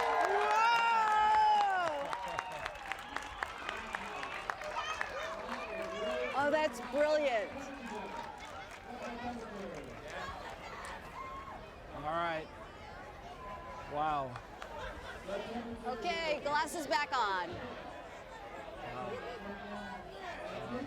Too brief. Too brief. Too brief. Okay. We're going to have to wrap this up pretty soon, Jim. That was incredible. Way too brief. Yeah. Way too brief. We got 1minute 50 seconds. Yeah. That was all we had. Why is it that some parts of the country get a little more than we do? Well, it has to do with the curvature of the Earth also. And so the shadow is at various altitudes. You could go up at a higher altitude and get also a great view too. Well, this was a real treat. This was fantastic. So Idaho Falls has had its total eclipse. The next one is coming in 2252. We won't be here, but we hope NASA will. Back to you. Gay Hill, that's Gay Hill from NASA's Jet Propulsion Laboratory. Gay, I'm jealous. I'm telling you, I'm jealous. So Alex, explain again that diamond. Well, so the last bit of sunlight, when you see it at the very beginning, is when the last bit of the sun, the crescent, shrinks down to a little tiny bit. And at the same time, you can see a ring of the corona around it, so that makes the ring, and then that bright bit of crescent gives you the diamond. So when it reappears, you get the same thing. The last bit of corona is a ring. The flash of the sun is the diamond, giving you the diamond ring. It's a beautiful, beautiful sight. And real quick, and then I'm going to ask you a question because there was something going on here in Charleston. The planetary, Jim Green said something about Venus. This is really cool for planetary science because you can see other planets, right? Absolutely, and as a matter of fact, one of our missions through the WB-57 aircraft are studying Mercury, which is very, very close to the sun. Okay, so we're gonna come back to you and we're gonna talk about what's happening here. So the next up, NASA's ready to take a bite out of the Big Apple, one of my favorite cities, Jody, New York City. New York City. Today's broadcast is being shown, I believe, in Times Square on the Toshiba Vision screen, so the city can also enjoy the spectacular views of today's total eclipse. And we've got a great relationship with Toshiba, so a shout out to you guys. This Midtown Manhattan tourist location is always bustling with crowds. On the average day, over 300,000 people pass through Times Square. Alex, I'm gonna turn to you. You know, New York, they're gonna get a partial, but they have a rich history in solar eclipses. They really do. So actually 92 years ago, on a cold January morning, New York City, Manhattan, and Queens experienced a total solar eclipse. The edge of the path of totality went from 95th Street to 97th Street. This was an amazing opportunity. This was the first time we sent up 2 dirigibles with the U.S. Naval Service for scientists to study this. At the time, we actually thought eclipses could be creating radio waves which mess with communication. But what in fact is happening is the sun itself is creating this disturbance. So studying the eclipse is actually telling us about the sun, which is creating these disturbances here on Earth. Yes. Okay, so this just in. I believe we have results from an experiment that occurred on NASA's Gulfstream 3 aircraft from NASA's Armstrong Flight Research Center. Karen Rohr is standing by with Thomas Zabukin, the Research Administrator for the NASA Science Mission Directorate. Let's go now to see what the instrument observed during the total solar eclipse. Kevin.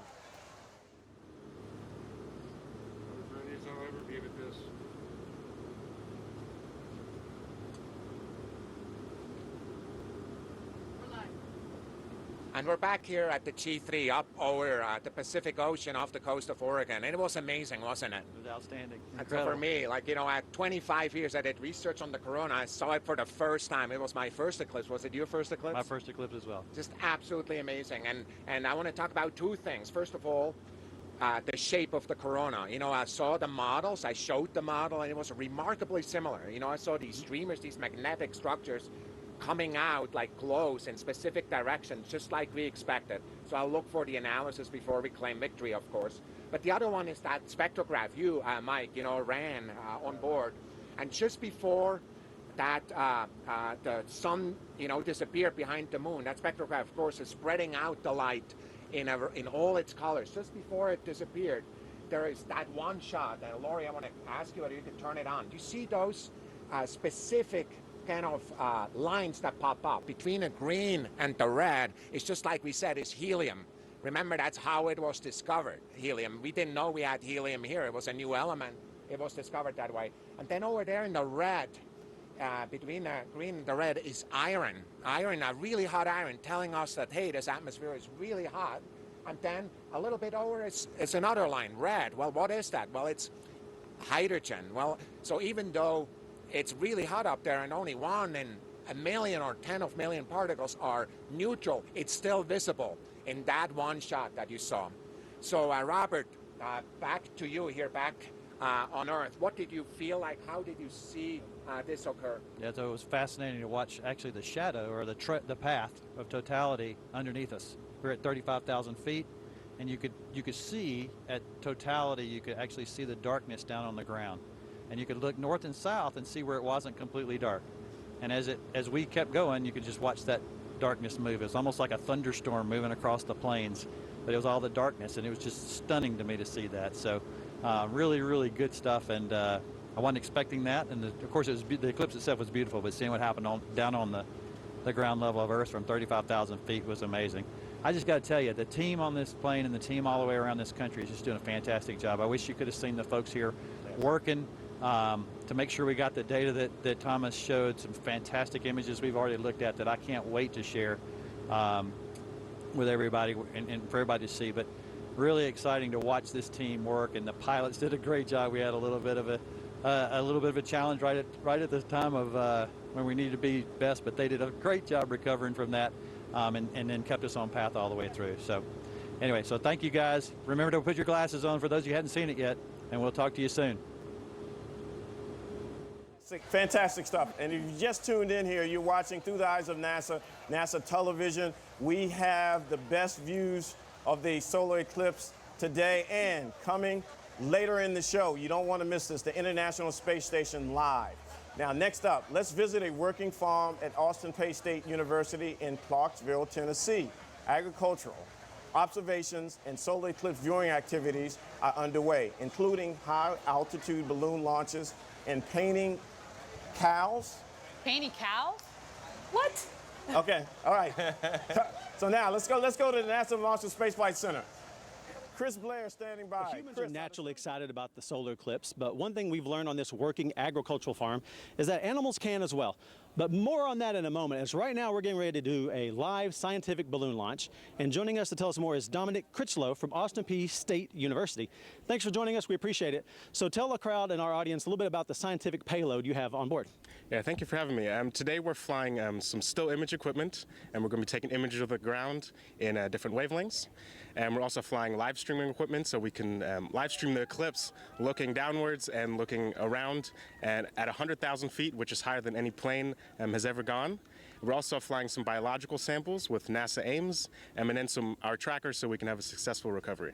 Okay, and they've just released your balloon, so let's talk about the NASA science and the biological samples. Explain more.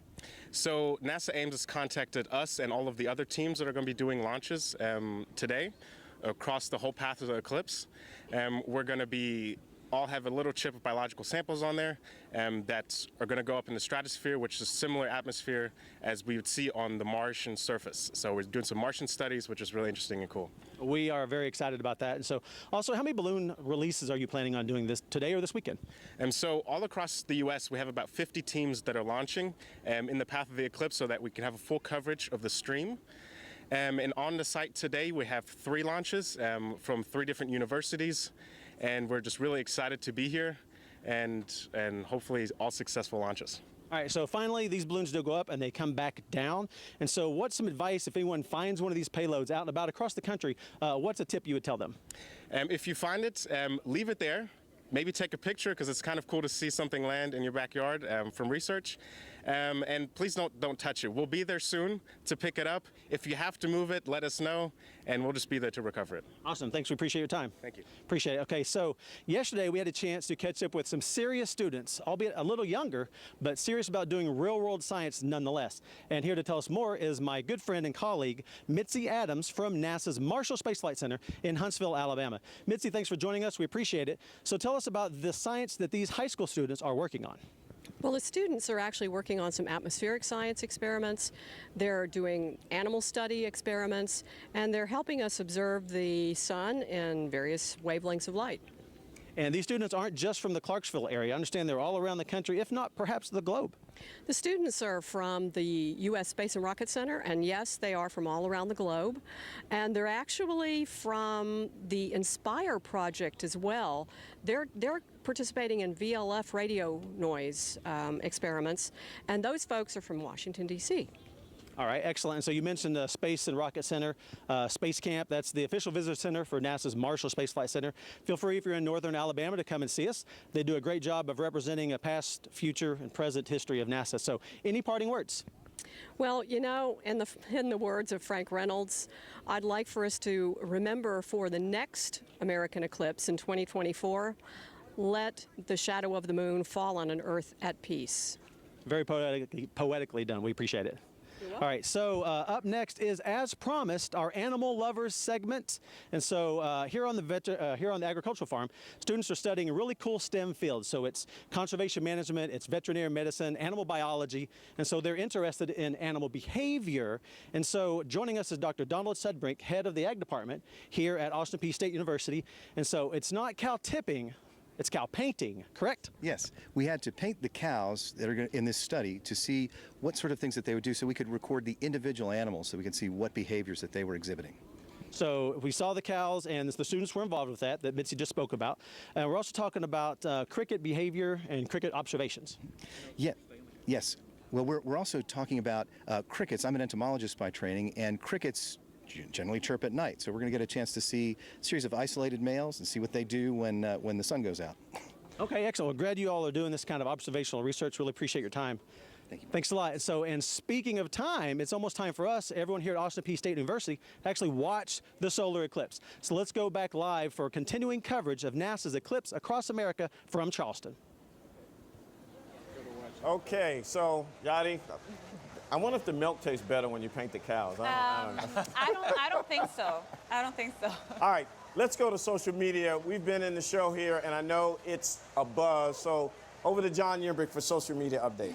Yeah, last time I looked, Dwayne, there were 2.1 million people looking online on our website, on our 1.2 on our live stream. So it was a huge conversation, and Solar Eclipse 2017 is still trending #1 on Twitter. So it's been huge. Can we go to the first slide here that I've got up? This right here is an amazing photo. Sometimes they say you have to be at the right place at the right time. This is taken by one of our NASA photographers, Bill Ingalls, out in Washington. And he captured, it's hard to see here in this pic, but he captured the International Space Station transiting the sun during the partial eclipse there in Washington. Pretty amazing. You kind of have to look closely. We'll also be putting these images up online if you want to see them. But one of those little dots there is the International Space Station traveling at 17,500 miles per hour. Here's another one from our photographer in Wyoming. Same concept, capture the space station. We knew exactly when the space station was going to be flying, what its orbit was, and when it was going to cross the sun. And look here, it's just an amazing sight. I'm really proud of our photographers for getting these shots and proactively trying to get something that no one else probably has and thinking through and getting this great image. So let's take a few questions from social media. I want to remind our viewers at home that you can ask questions to us here on the set and on social media with the hashtag Eclipse2017. So why don't we bring it back here to the stage. First question is from Twitter. What if we wear sunglasses instead of eclipse glasses? Will we actually be able to see the eclipse? The sunglasses help. Does it give you any sort of protection? No, that's definitely a no-no. You should not wear sunglasses, normal sunglasses. Always wear the actual sunglasses that are made for solar viewing, like the ones that I'm having here right now in my hand. And if you don't have the sunglasses, you never look directly at the sun. You look like you do an indirect projection of that eclipse. Never look at the sun without the proper safety. So another question here comes from Deborah from Facebook. So the sun rises in the east and sets in the west, and the Earth rotates in clockwise motion. Please explain how it starts in the west and ends in the east.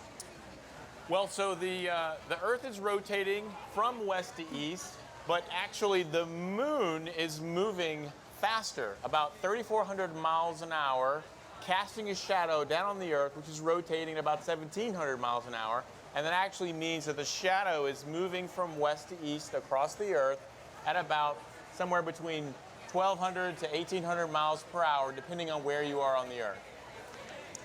Okay, great. We have another one. I think we have time for another one. Tina from Facebook's asked, if I place a lens from the eclipse viewing glasses over a viewfinder on my iPad, could I successfully video the eclipse, or would it fry my camera? Yeah, you can actually look with the iPad or your phone to the eclipse. The only thing is, you have to be very careful not to look at it with your own eyes without the actual safety glasses. Never look at it through any lens. Okay. This is Mickey from Facebook. Hey, NASA, can the International Space Station see the shadow of the moon crossing America from space? Do they have that view when they're looking from space? They do, and that's what we're hoping to see from them, yes. Excellent. So, John, we're going to come back to you. So I think we're going to go back to Sean, our meteorologist. Let's learn more about how NASA is studying the Earth and Sun relationship during this eclipse. Sean, can you tell us more about that? Right, thanks, Dwayne. So during the eclipse, the moon acts like a giant cloud as it passes over areas in the path of totality, casting a large shadow on Earth's surface. Now, the footage you're seeing right now shows a solar eclipse that occurred in March of 2016 over Indonesia. That experience helped us determine how best to study today's eclipse. These images were taken by NASA's EPIC instrument aboard NOAA's Deep Space Climate Observatory, or DISCOVER. It's just one of the instruments we'll be using today to study the eclipse as we monitor changes in Earth's energy balance. Scientists have made extensive atmospheric measurements during eclipses before, but this is the first opportunity to collect coordinated data from both the ground and from a spacecraft that observes the entire sunlit Earth during an eclipse. Dwayne, back to you. Thank you, Sean. Okay, so now we have a special guest with us today, the Associate Administrator for NASA's Office of Communication, Jinray Wong. Jinray, welcome. Dwayne, thank you. So happy to be here. Oh, it's an exciting day. It's a I'm wonderful glad you're day. to join the team here. And our next location you are pretty familiar with, I'm sure. I'm very blessed, and I do know something about the great state of Nebraska. I've actually lived there for the last decade, and I have friends and family who are watching there from the path of totality. I have to tell you, this is by far the biggest thing that's happened in Nebraska as of recent. It's absolutely fabulous. I have had friends from high school and college calling me up, Facebook messaging me, asking where they can get their glasses, where they should be viewing from. So it's just a really exciting day for everyone who's watching along the path of totality. It's also a really exciting day for NASA. And in fact, this gives us an opportunity to look forward as well. And we have a future study that we are going to be doing for to study the sun. NASA is going to launch a new spacecraft next year, the Parker Solar Probe, and it will fly directly into the solar atmosphere. The mission will provide first of its kind data. And for more information on this future mission, let's go to Beatrice, Nebraska, where Vince Whitfield from NASA's Langley Research Center is standing by. He's at Homestead National Monument, where the National Park Service has coordinated an eclipse viewing. Vince? And just in, I think we're having, Vince is going to come up shortly, Jinray. So we're going to go back with an image, but we will be doing Nebraska as soon as we can. So a shout out to the great state. Thank you.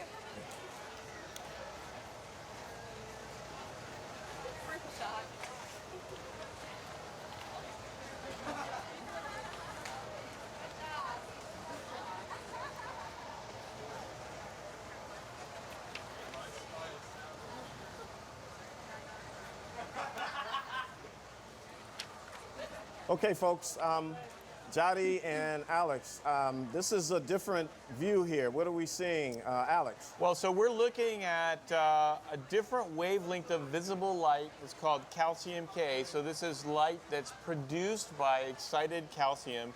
And this is showing us the sun as the moon is moving over it. And in fact, if you look over to the left on the edge of the sun, you actually see sunspots. A sunspot, yeah. And these are regions that heliophysicists like myself and Jari are most interested in because that's where solar explosions originate from. In fact, the magnetic fields that come up into the corona that we see during the total solar eclipse originate from those sunspots. Actually, this sunspot had a solar flare yesterday. Right, and I believe this is coming from Carbondale. So that's now it's why is it purple? Is that what's the color? That's actually the light and the color of the light in the filter. The color is a bluish light, and so it comes out as a purple color. But it is a type of visible light. It's one we look at quite often from both space and the ground and look in the sun. Now I see some black thingies, look like a little river. You see it over there in the corner on the left? Yeah, that's the sunspots. Now, what's a sunspot, just for our audience here? Those are the regions where most of the space weather actually originates, the solar flares, the coronal mass ejections, are regions of the sun that have very complicated magnetic fields. And these are where most of the magnetic energy is actually released. Right, so those are regions of super intense magnetic field, 1,000 times stronger than the Earth's magnetic field. And those have lots of energy and they drive space weather. Okay, I think that's why we didn't get the Nebraska feed right now. Those things cause that, I think, right? That's right. We're getting a little glitch. Hopefully we get Nebraska. Okay, Sean, we're going back over to you. We'll talk about moon shattering. That's right, Dwayne. We've got some really incredible imagery for you. This is again from the GOES-16 weather satellite just launched last year by NASA for our friends at NOAA. And what you're seeing in the western portion of this image is actually the moon's shadow being cast over parts of the path of totality. And of course, you see the cloud cover across the U.S. as well. And as I was telling you earlier, it's actually looking pretty good for most of the western parts of the U.S. that are in the path of totality. Not so good for maybe parts of the central U.S. Where we've got some thunderstorm activity developing and expected to develop later today, this afternoon, for places like Nebraska, parts of Nebraska and Missouri and northern Illinois, so maybe north of Carbondale. And then gets better again as you see in terms of cloud cover as we move further east toward Charleston here. But here in Charleston, we still have some breaks in the cloud. Where the sun is, it's still obscured, but we are able to actually see some of the partial eclipse here in Charleston through some of the breaks in cloud. But again, really wanted to show you guys that imagery from GOES-16 satellite from NOAA showing you the moon's shadow actually being cast over parts of the western United States right now. With that, Dwayne, I'm going to hand it back over to you. Thanks, Sean. Now, as a reminder, our broadcast is tracking the total solar eclipse as it crosses the United States. It's moving along a path of totality. That's a 70-mile wide path sweeping across the entire nation. Over 12 million people live inside the path of totality, plus it's estimated that close to 7 million people have traveled to cities within the path of totality. I know that today is truly a day of celebration as people gather in cities and festivals to view today's celestial event. So let's get into the cultural impact here, guys. Alex, what's your take on the cultural impact of these eclipses? Well, you know, this is really such a fantastic opportunity to connect the nation and, in fact, the world with one of nature's most amazing celestial events. And this is something that we, as working at NASA, are really excited to be able to share. And in fact, we've even worked with some of our colleagues in other parts like the U.S. Postal Service. Yes, the U.S. Postal Service actually created a special stamp for this event. Right.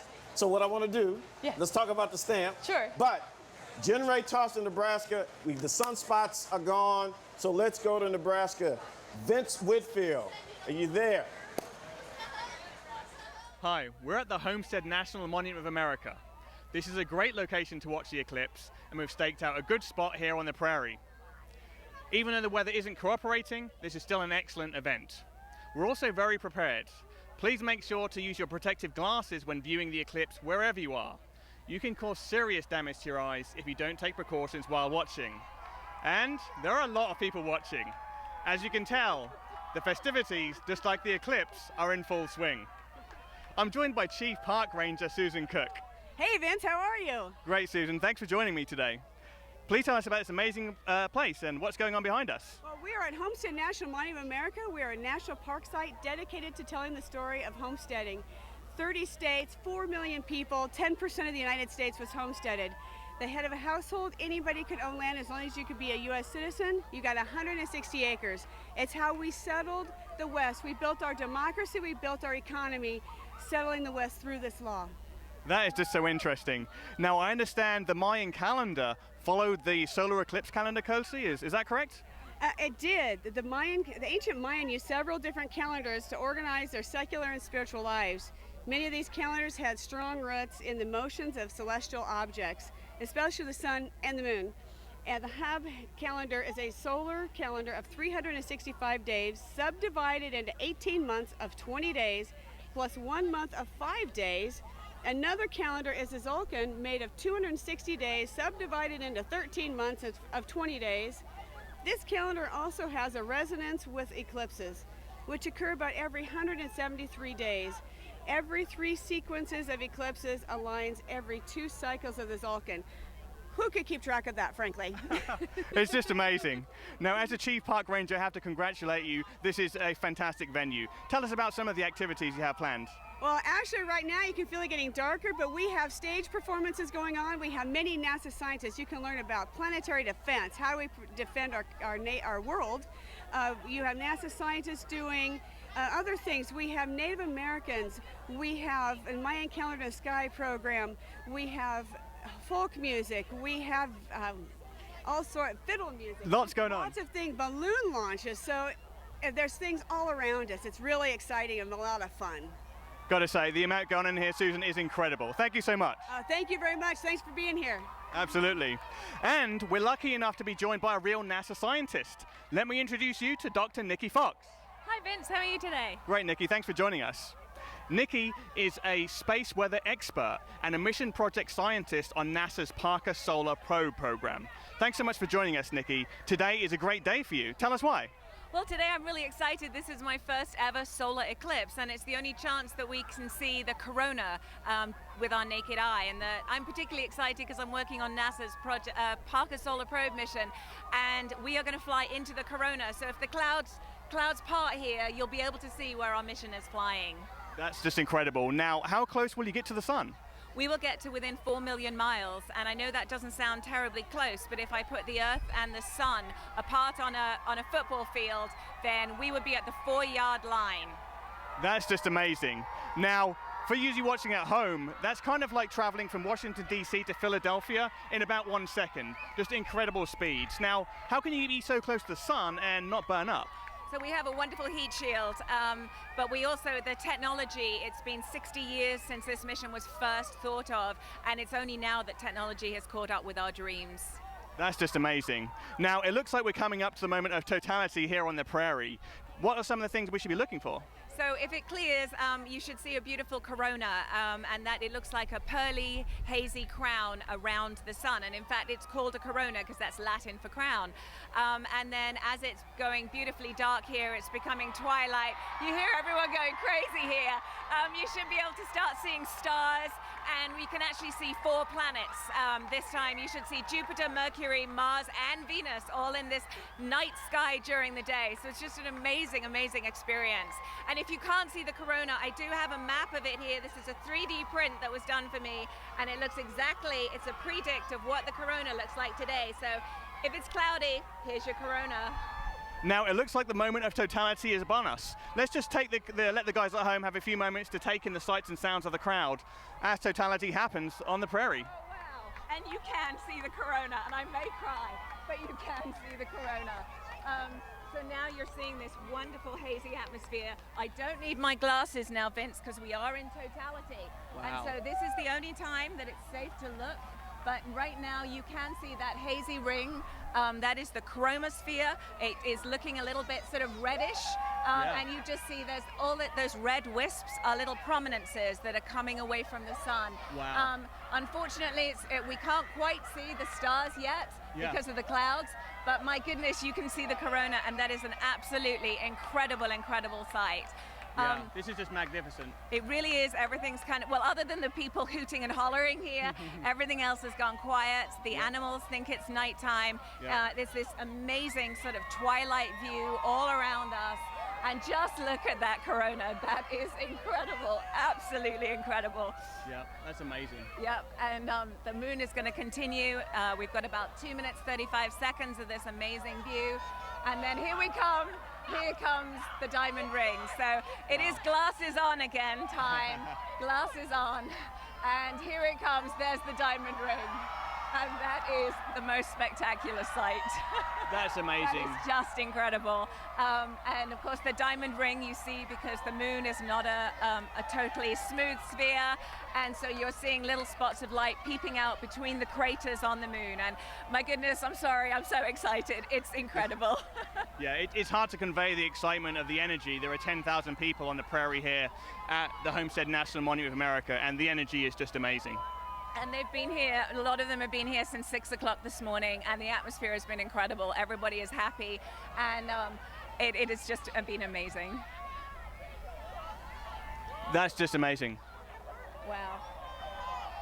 Okay, Nikki, let's bring you over to this side. It looks like the moment of totality has passed us here. Yes. Now, what should we be watching for in the moments after totality? In the moments after totality, you will start to see again the Bailey's bead. So we did see that diamond ring, and I got super excited. But as the moon continues now to pass away, you'll start to see the solar surface come back. It's becoming light again. If we had any roosters here, they would actually be crowing. So it's just been it's amazing, and you'll start to see the sun coming back. And I don't know, I always think what it would have been like if you didn't know the sun was going to come back. You just thought it was disappearing, but here comes the sun again. So it's a wonderful, wonderful day here on the prairie. That's wonderful. Nikki, what an amazing experience. Yes. Thanks so much for talking us through that. I wouldn't be anywhere else, Vince. Thank you. Thank you very much. What a great experience, everybody. That is amazing. Now, it looks like things are starting to calm down here on the prairie, but that doesn't mean the show is over. Our coverage of the path of totality continues across the entire path. So, let's go ahead and send it back to NASA's Eclipse Central. Thank you, Vince. It was well worth the wait, my friend. We were a little delayed there, but my goodness. Jody, did you see that? I mean... That was amazing. Do you see that diamond ring? That was, it was even more prominent there. It was very prominent. You could see like the ray of light, like very, very nice, and the whole diamond around the whole surface. It was amazing. And Alex, it got really dark. I mean... It really did. That's actually enjoyed seeing them out on that prairie and seeing... It looked like she was in some sort of weird, strange light, and she was lit up, and everything behind her was dark. It was really cool. Fantastic. Nebraska, you rocking the house. We really, really appreciate that. But like Vince said, there's a lot more to come, and we got the International Space Station, don't forget. So, Jody, I want to go back. We had to bring in those images, but we were talking about, and you mentioned the stamp. Now, the United States Postal Service, they do amazing work. They do. But they really outdid themselves this time. Go ahead and finish. They did. They actually created a special stamp for this event. It's actually a thermochromic stamp, which means that it gets activated by heat, and you're actually looking at it now in your images. This stamp, if you put your thumb into the center, it will actually make the moon surface appear, or any type of heat that you apply to it. It's an amazing stamp, and I got mine yesterday thanks to Dwayne. And it's thermochromic? Thermochromic, yes. Yes. Yeah. Oh, wow. It means it gets activated by the heat. Yeah, heat of your thumb, and I bet you they sold a lot of those stamps. Oh, they did. They sold out online originally right away, so it was quite a popular one. It's the first time the U.S. has ever used that type of ink. Okay, so we have seen some pretty cool images. Still got some more to come. Yeah. The diamond has been prominent. Let's go over to social and see how things are going. John. Thanks, Dwayne. We're continuing to look up here in Charleston, South Carolina, because there are some clouds here, and we're excited. Excitement we want to have here too as well. Just a couple quick interesting things. This is the biggest live stream event ever measured on NASA.gov. The web traffic is accounting for 87% of all federal web traffic, which is pretty amazing, showing that people are really, really tuning into our broadcast here. As of 1:40 p.m., 4.4 million people climbing were watching this broadcast. So the interest across the country is obvious here, and we're going to continue to show you some amazing live views. This one right here is, again, another photo of the space station taken by Bill Ingalls in Washington, one of our photographers here at NASA. Next thing, I have a video from another photographer, one of our other photographers, as the space station transits. You can see it there. If you're looking closely, you can see the space station transiting the sun during the partial eclipse. Pretty spectacular. Again, that's 250 miles per hour, that space station. And you have to be, 250 miles above the Earth, 17,500 miles per hour. You have to be taking a lot of different shots pretty fast to capture that. So nice job, Joel. Okay, so let's go to Jefferson City. The moon shadow is continuing to pass over the United States in this remarkable celestial event. Our next stop on the path, as I said, of totality is Jefferson City, Missouri. We're going to hand off to meteorologist Eric Aldrich, who is a professor in atmospheric science at the University of Missouri. He has some special guests to help explain 2 important impacts solar activity can have on humans and the technologies we use. Over to you, Eric. Okay, thanks a lot. Yeah, we are live in Jefferson City, Missouri. Jefferson City is actually the state capital, and as you can see behind me, there's a lot of people that are here. It's been a whole weekend type of thing, Saturday, Sunday, and of course here on Monday, lots of family-friendly things. There's been corn mazes, there's been 5K runs, there's a lot of good food. Too bad you can't smell the food, but there's a lot of good food that's here as well, and just a very nice weekend. The weather has been perfect. We've had some showers and thunderstorms off to the west all morning. We've had a few high clouds kind of stream on in, but certainly things are looking really good. I am lucky to be joined here by 2 special people that are going to be talking about space weather and just how things work in space. Dr. Janet Kavandi, thank you so much. You are the director of the NASA Glenn Research Center in Cleveland. Right. You're also a 3-time shuttle astronaut. That's right. And you are actually from Springfield, Missouri. I so. am.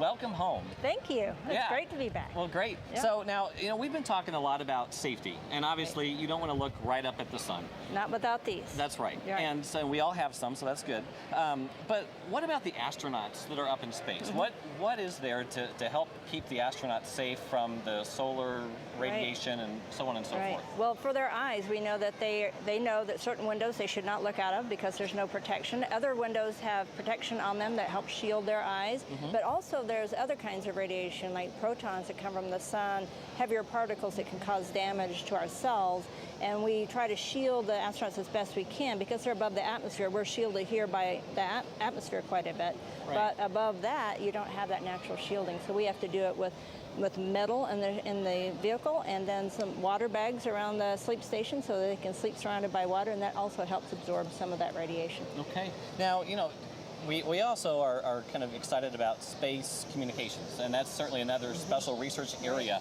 And so also with me here today is Dr. Tamitha Skov. Now, you're from the Aerospace Corporation in Los Angeles, so welcome to Central Missouri. Thank you. Now, you're also a space meteorologist, and you are also referred to as the space weather woman. I am. Right? So I've been intrigued by this. What exactly does a space weather woman do?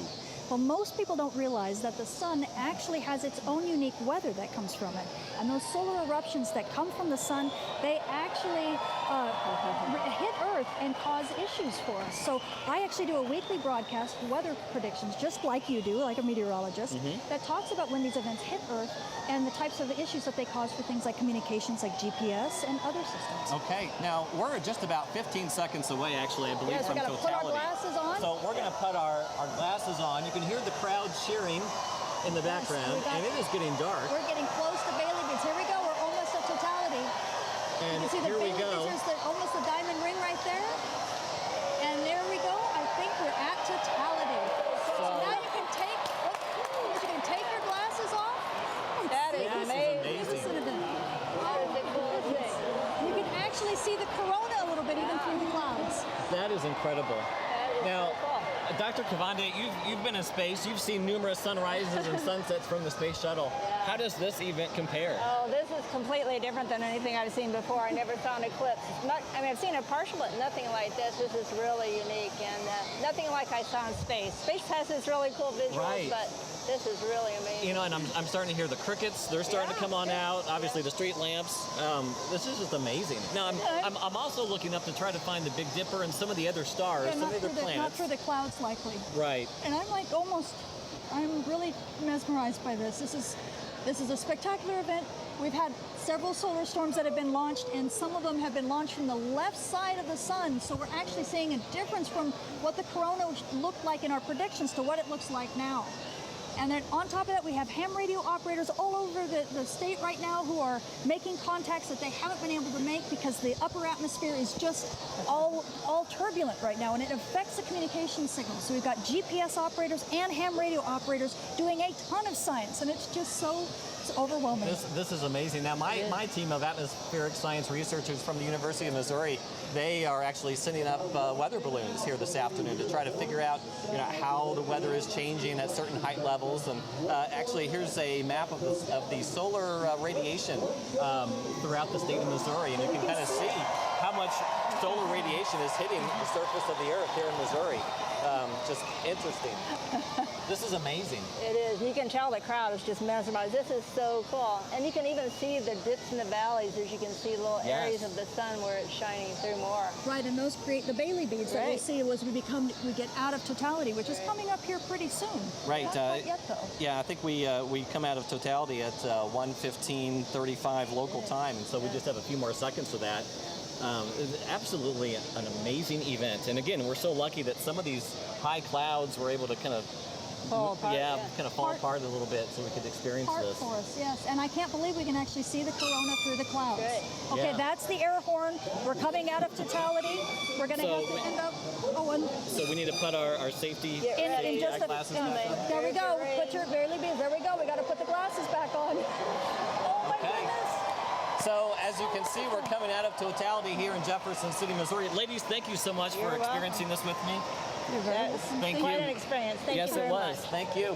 So everyone's excited here in Jefferson City, Missouri. The sun's starting to come out a little bit. We're going to go ahead and send it back to Charleston. We should have stayed. Thanks, Eric. Yadi, wow. It's an amazing, I get goosebumps every time I see this. And so I cannot imagine how it's going to be, when we actually see it here in South Carolina. I mean, so Alex, I'm speechless, man. I mean, as a scientist, you gotta love this stuff, right? Oh my God, and it's so great to hear them. I mean, I love hearing an experienced astronaut talk about how overwhelming it is, given the amazing things that she has seen, but also to hear my colleague, Tamitha Scove, who is also a heliophysicist and a space weather expert. I can hear the excitement in her voice. I mean, it's palpable. It's just great. Okay. So check this out, guys. I mean, I think things are going so smooth. We're going to go to another image right now from Hopkins Girl. Brian Massey, out there from Marshall Space Flight Center. What's going on? You got some action there. Hopkinsville. There it is.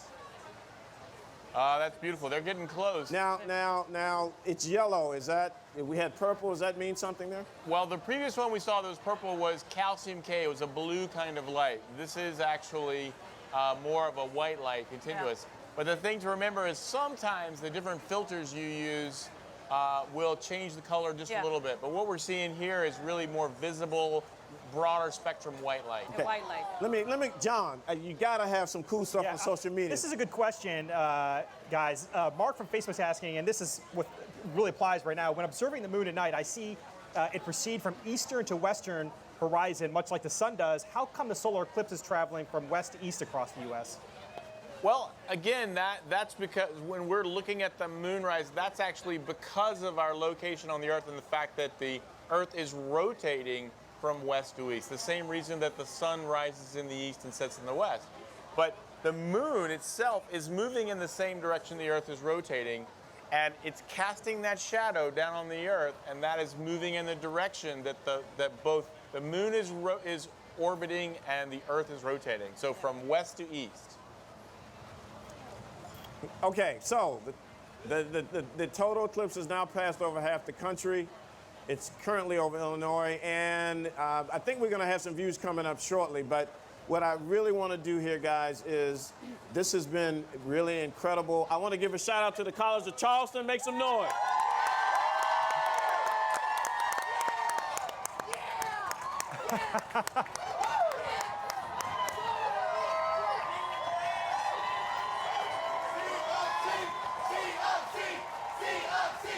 Oh, we're loving it here.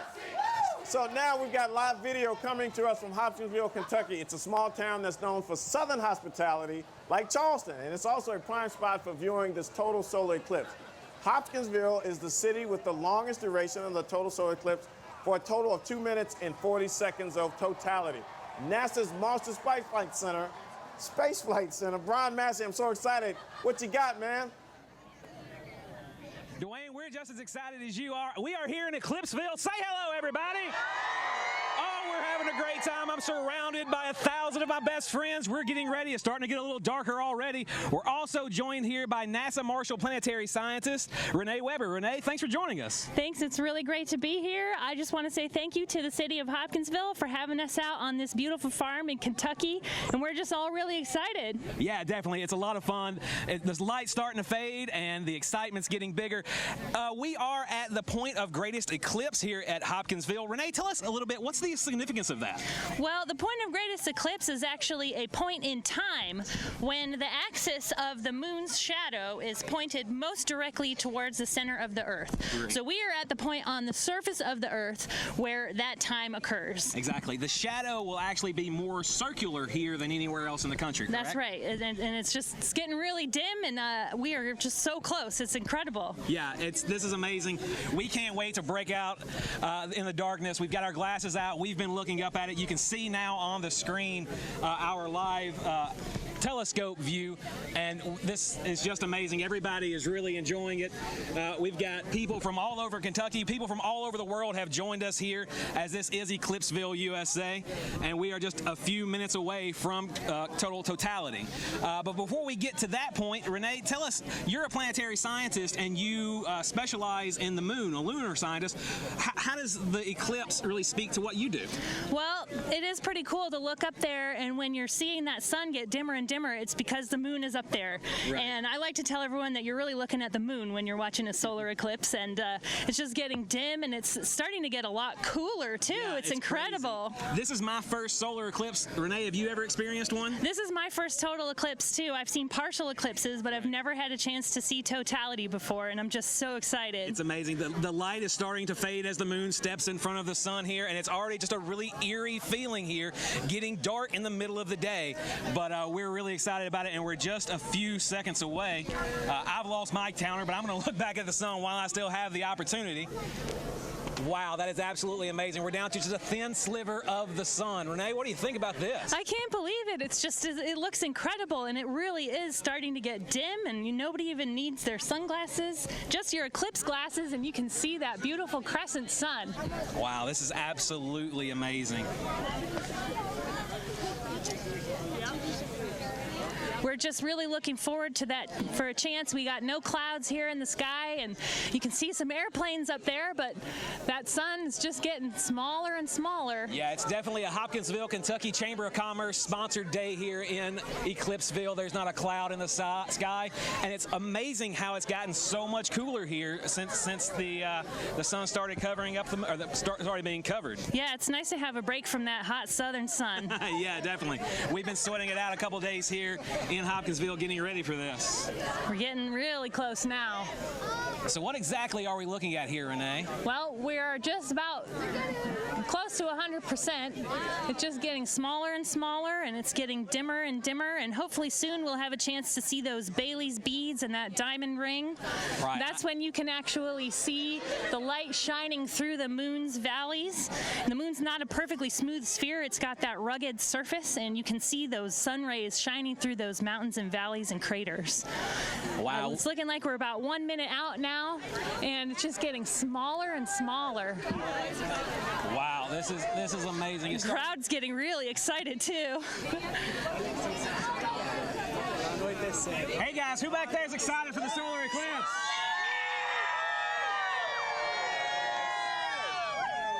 Wow, it's getting closer. Wow.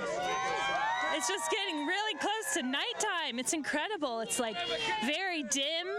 Definitely it feels like dawn or dusk here in Hopkinsville right now as it's getting closer. Come on.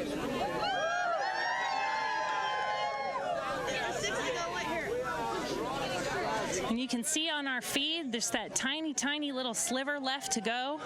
And it's really starting to get dark now. Wow. It's like Goodness dust. gracious. And you can see the pink color around the horizon. Whoa, it's like a sunset. It's beautiful. It's going. It's going. Just that tiny, tiny last sliver. Oh my goodness.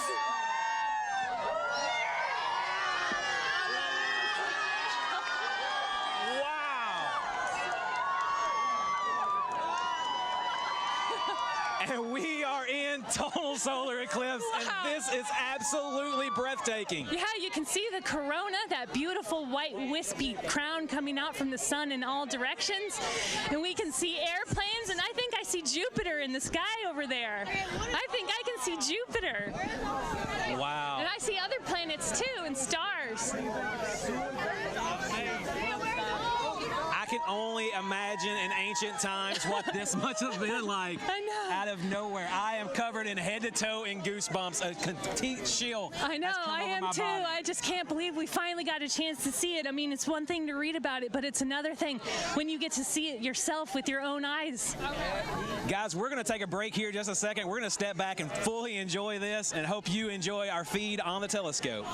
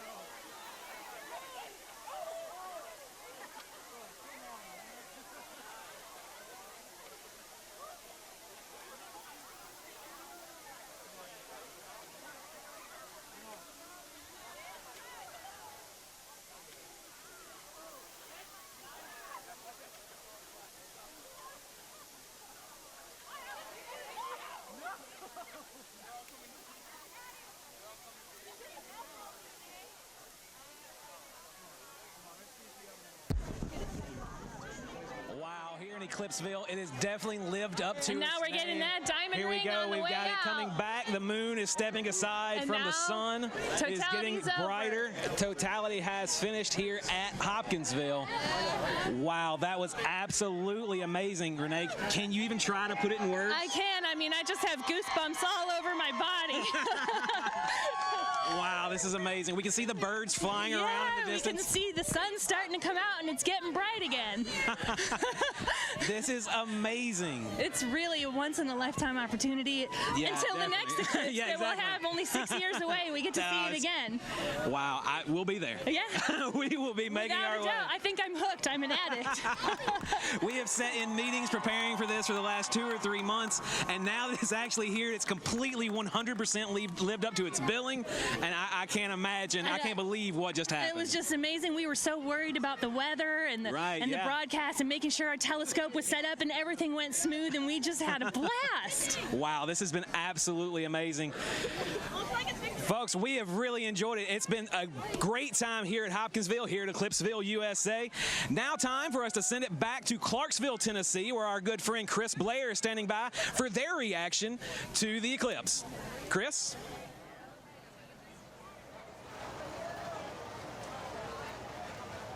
Well, I think he meant Charleston, not Clarksville. So let's bring it back here at Eclipse Central. There's only one Eclipse Central, and it's here in Charleston. Yeah, okay, so the hits just keep on coming through the eyes of NASA. Now, let's continue. Now, these are going to be pre-recorded views from the high-altitude WP-57 aircraft. They soar high above the clouds that could potentially block the views of today's eclipse. and they're chasing the total solar eclipse. They're mid-wing, long-range aircraft used to conduct high-altitude research. So let's go to these pre-recorded views.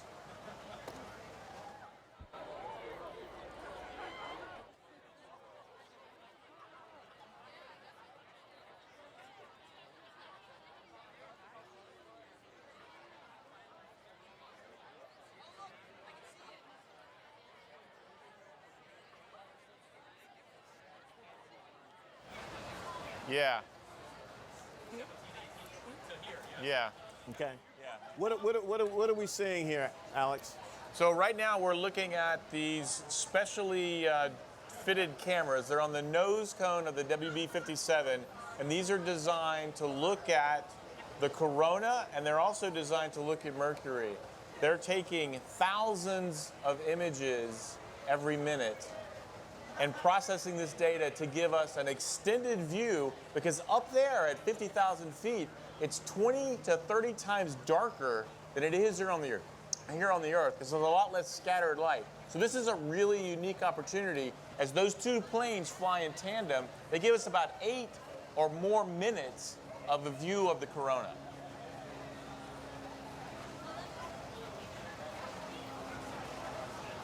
Now, the other thing they're actually looking at is, because they're so high up, it's very cold, and that allows them to take infrared observations. And in this case, Mercury is very close to the sun, and they can take infrared observations of Mercury to see the temperature change as Mercury is rotating. That's amazing. So we're going to come back with that, but let's go, now let's go to Clarksville and see what's going on there.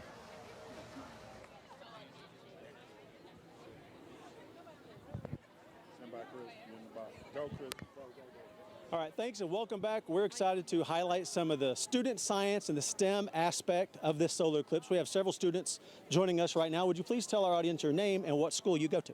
My name's Eliza Dellert. I'm from the University of Alabama, Huntsville. And what club or group are you with? I'm actually with the Space Hardware Club. All right, and you guys have been launching balloons all day today. Tell us about the scientific payloads and the instrumentation. Well, on our first balloon, we had a Geiger counter counting alpha, beta, gamma particles. We also had a pointing payload to get stabilized camera footage along the way. We had some hops from one of our local breweries. And then we, on our second balloon, we had a live streaming payload. So that was cool. That was probably our biggest project, thanks to Alabama Space Grant and National Space Grant. And so we were really excited with all of our experiments. They went really well.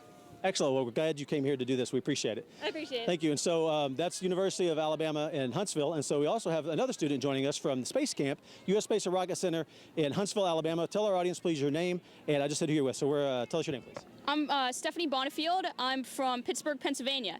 And you're with the Space Campers. What have they been doing all weekend long to get prepared for this eclipse? Well, the day before we left, we did a whole bunch of eclipse stuff. We did classes about what the eclipse is and like what we'll experience, and a lot of safety stuff. They didn't want anybody like burning their retinas or anything, so we did a lot of that. We talked about what experiments we'll be doing. We set up the shadow band boxes that are over here that are out of the shot, but we recorded, hopefully, some interesting data about what was happening during totality, so that's pretty cool. So you guys will go back and go over that data a little bit. Tell us about the students.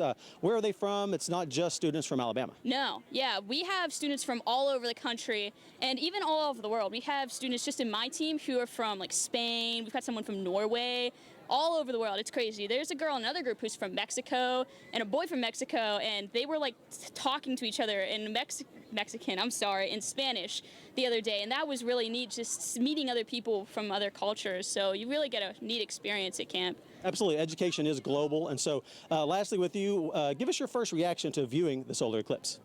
It's just really crazy.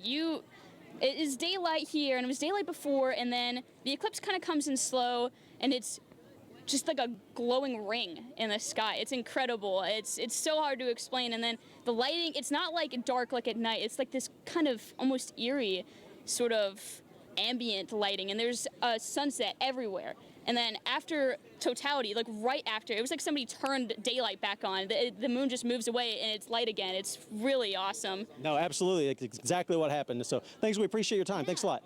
So we got one more student joining us. It's from the Inspire Project. Please tell us your name and what school you attend. I am Robert Osbrooks, and I attend Chesapeake Math and IT Academy in Maryland. And tell us a little bit about the science experiments and research you were working on while you were here. I was working with the balloons, and I was also working with the shadow bands and the ham radio.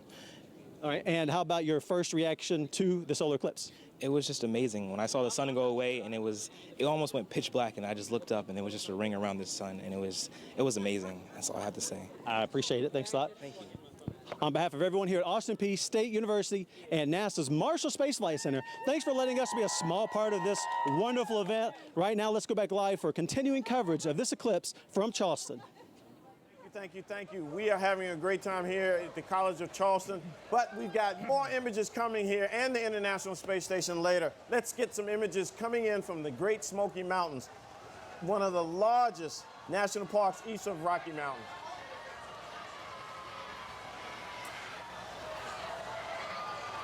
Wow. Alex, what is that? Looks awesome. We're looking at the sun that's still too bright. It's still too bright. But it's almost completely covered. It's getting dimmer and dimmer. And this is the unfiltered sun. So we're going to go straight from this to seeing the corona directly. This is going to be a pretty cool shot, actually. So here's still, glasses still on. Dimmer. Still got to have your glasses on. It's still too bright to look at directly. But it's just almost like a little tiny Christmas star or something. It's crazy. It's getting tiny and tinier.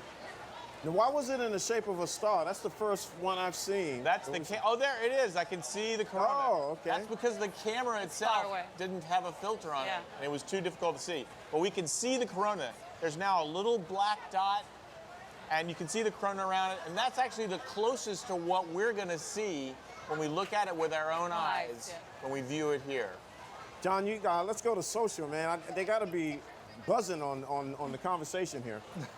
Yeah, there's a lot of questions coming in, and of course, it's trending all over social media. Let's pull up this image right here on the sidebar, if possible. This right here is just one of our users did of the eclipse from Arlington, Texas. Pretty freaking cool, showing the showing the partial eclipse on his hand. Really interesting. And then we have the Toshiba screen in New York City, where, of course, everyone there in Times Square is able to see the partial eclipse. So it's pretty spectacular views coming in. And we do have a few questions. I'd like to just try to get a couple in. Is it okay to see a solar eclipse in selfie mode? I see a lot of people, there's students out here, and students like to take selfies. Is that without glasses? Is that okay to do? Actually, it is if the sun's especially behind you, because if you're looking down, the sun's behind you, and you've got it in selfie mode, that actually will protect your eyes. Again, the main thing is you do not want to have it pointed directly at the sun so that you might move away and see it with your unprotected eyes. Yes. So let me use this opportunity to talk about safety reminders too, about just making sure, like you just said, it's the overall view. You know, if you're in the partial solar eclipse, make sure that you always have your glasses on to look at the sun. The only time that is safe to take off the glasses is when you're all completely, like the moon completely blocks the surface of the sun in totality. As soon as you see that diamond ring effect, that's the timing to actually put back your glasses to look back at that amazing event. And John, let's get one more social question before we go to the next phase here. We're just having too much fun here. Starting to get cold and dark here too in Charleston. This is, I think this is pretty obvious by all of us outside right here, but is it safe to be outside during the eclipse as long as you don't look directly at the sun? Absolutely. There's nothing different. We are just having less sunlight shining down on us, but there's no real difference, and it's absolutely safe to be outside. And we, of course, as long as you're safe, encourage that. Yeah, go outside and watch this event. Okay. All right, here we go. So, let's talk about exoplanets. A solar eclipse is a special kind of transit or movement of astronomical body that passes in front of another. And if you've been watching along with us, you know NASA is using today's transit to further study the sun. We use similar transits to study planets outside of our solar system, or as I said, exoplanets, as they pass in front of their distant star.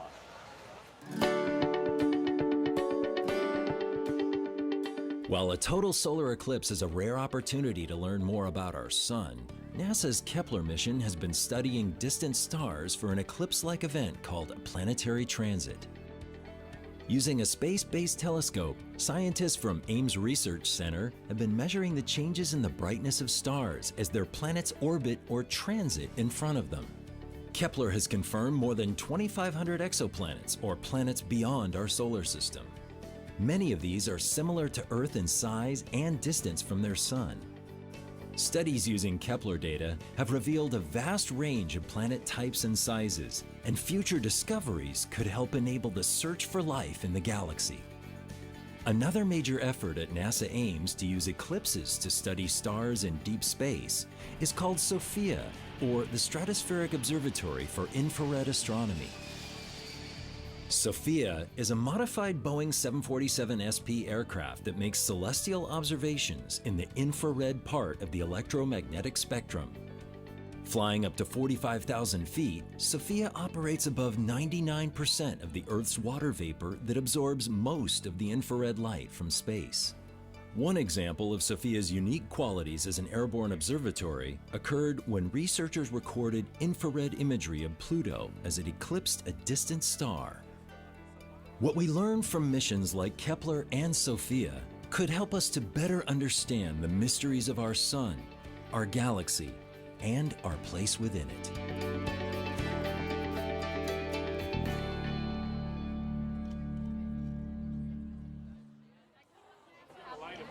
All right, thank you. We're here live at the College of Charleston in Charleston, South Carolina, where it is just about time for totality. And I'm here with my colleagues, Dwayne Brown and John Yembrick, and Jari is somewhere, I believe, Carla Vega, and Alex Young. And you can see the crowd behind us. And if you look up in the sky, which I was doing just before we came back here live, we are probably at about 90% totality. And the good news from the weather standpoint is there are some clouds, but I see some breaks in them just off to the south a little bit, and fingers crossed really tight that those breaks are going to move over as we get into totality in just a few minutes. Dwayne, what do you have to say about that? Well, first of all, I want to thank you for, hey man, we got something. You are the man. You are the man. This is exciting. We've got our glasses. We got our scientists. Johnny, come on get in here, and Alex here. So we're excited here. The college. Make some more noise, College of Charleston. Yeah. We are having a ball here. There's still a lot more here through the eyes of NASA. We got the International Space Station coming up. You don't want to miss it. Now here we go here. Safety glasses on, guys.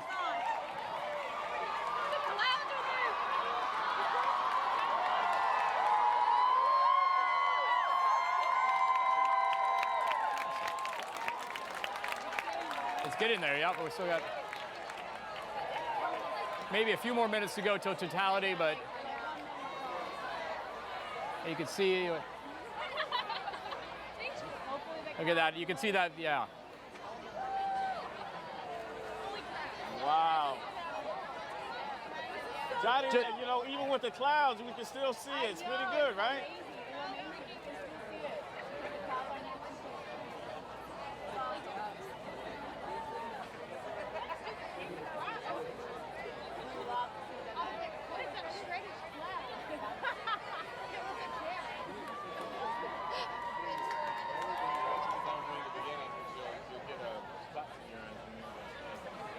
Can you guys see it? Yeah. A little bit. All right. I think we got some break in the clouds. I can see. We got a couple minutes. We still got about 3.5 minutes left. Guys, this is amazing, right? This is amazing.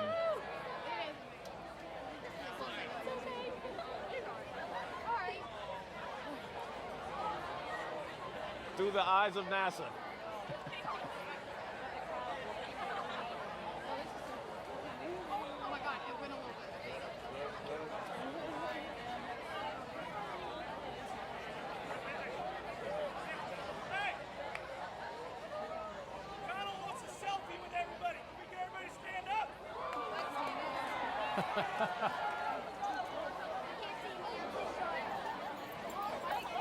College of Charleston is getting a large selfie with the students and faculty and everyone here.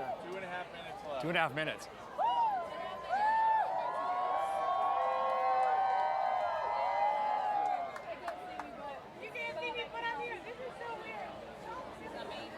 Dwayne, you've actually seen a total eclipse before. I have, and it's amazing, and it's spiritual, and it really brings you in step with that. We're just a small pebble on a highway of galactic endlessness. Does viewing this right now bring you back to that moment several years ago?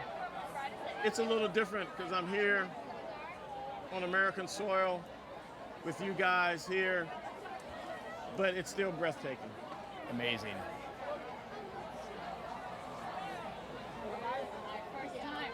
Yeah.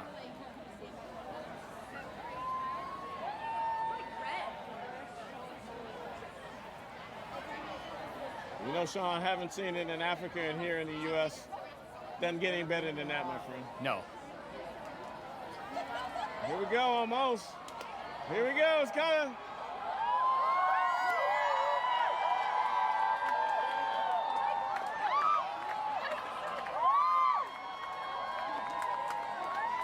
Johnny, what is it there? Is it there yet? No, it's hard to tell. I think that was just cloud cover.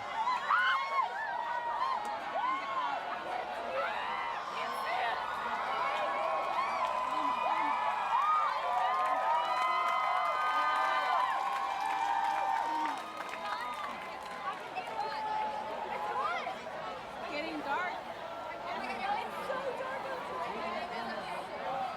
It's getting dark and it's getting cooler too, which is nice. The temperature has dropped. Yeah.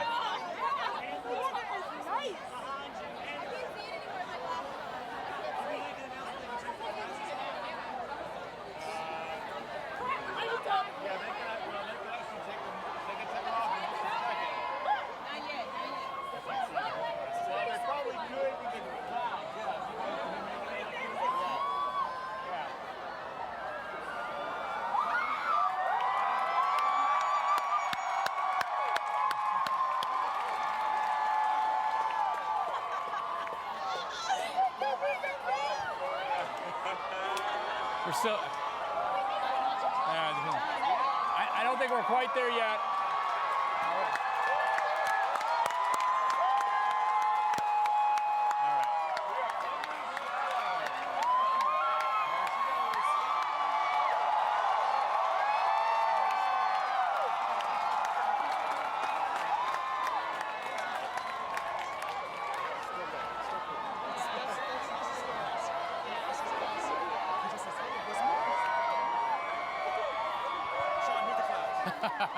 We've got some patches of blue just a little ways away.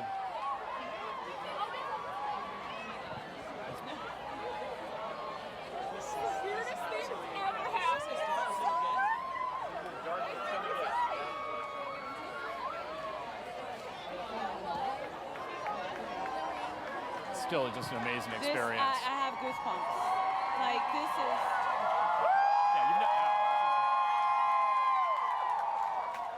It is safe to remove your glasses and look at the total eclipse. You may remove your glasses.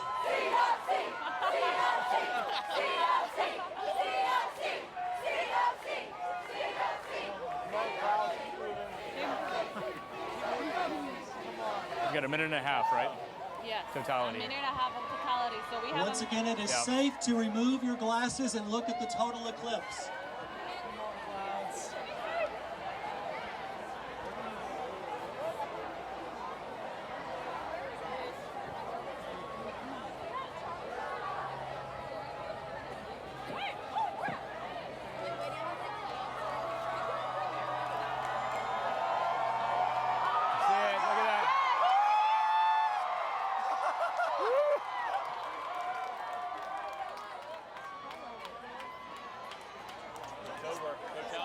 Yeah, that's it. Wow. Put the glasses back on now. Glasses back on. Yep.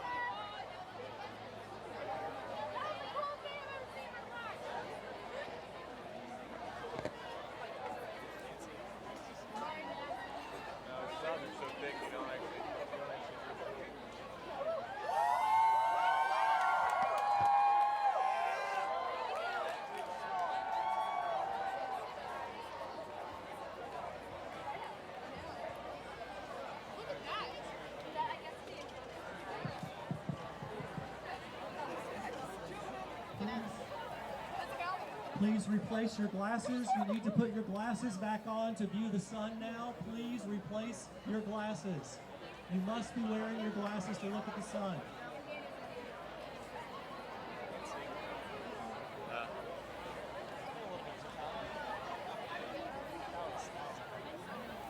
I mean, we experienced the temperature drop, Yeah. and it was dark. It was dark. 2024. Yep. Ready for the next one. I'd be in your ear, Sean.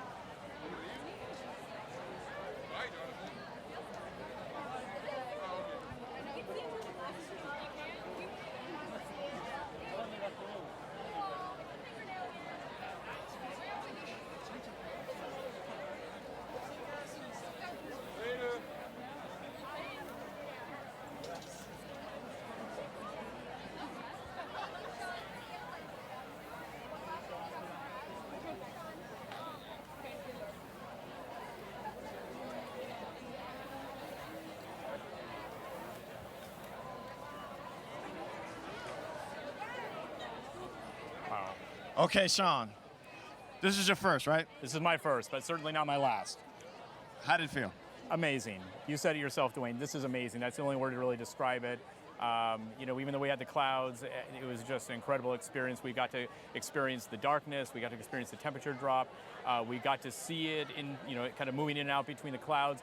But most importantly, we got to experience the energy and the enthusiasm that we feel all around us here today. Well, you know, this team in the city of Charleston, well, thank you. We had some iffy weather, but you made it happen, man. Yeah, well, thank you. And you, you don't know the half of it. I've been also monitoring for possible thunderstorms, which we've been having just up to the north in places like North Charleston, Goose Creek.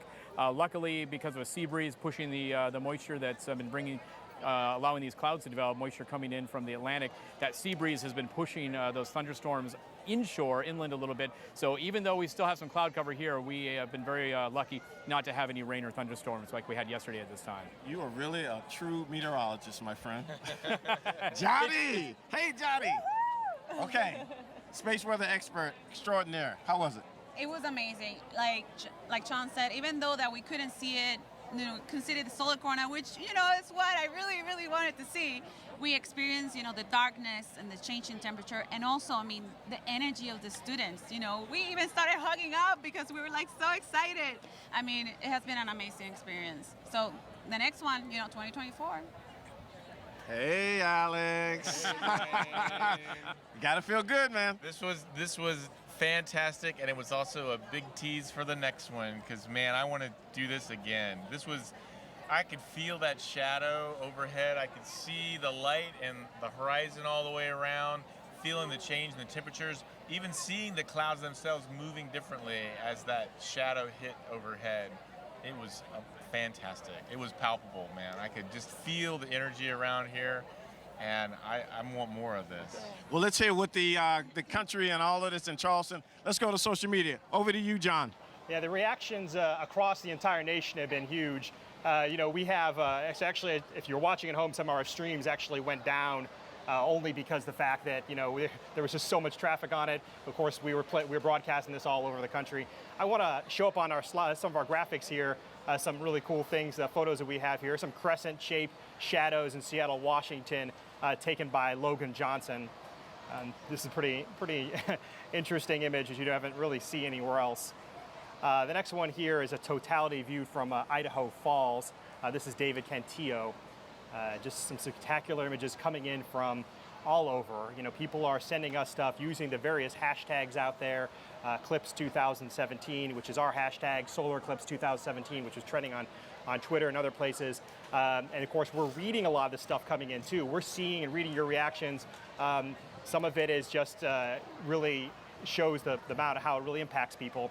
And us being here in Charleston, we also saw it get really dark here, get cool breeze coming through. And even though there were some clouds, it was like nothing we've really ever experienced before. And so for those of you who are in the path of totality, I hope the views we're showing you here today have really helped you kind of get the sensation of what we're trying to show.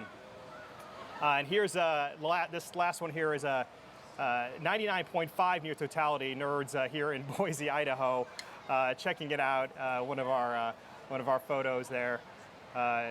Everyone is wearing eclipse glasses, and it's you know, we still have a partial eclipse on the East Coast. People are still seeing the sun transit, and so we're it's an exciting time here. I think we have another view here from Bailey Bede's seen from Oregon from one of our photographers. This is a NASA photographer, took this shot right here. I think that's just before the diamond ring pops up, and it's pretty spectacular shot. So I think if we're ready to get going again, I think we have a quick question would like to take a look at some of these here. There are a lot of these are questions coming in from eclipse viewing. Now the eclipse is officially over. I see that.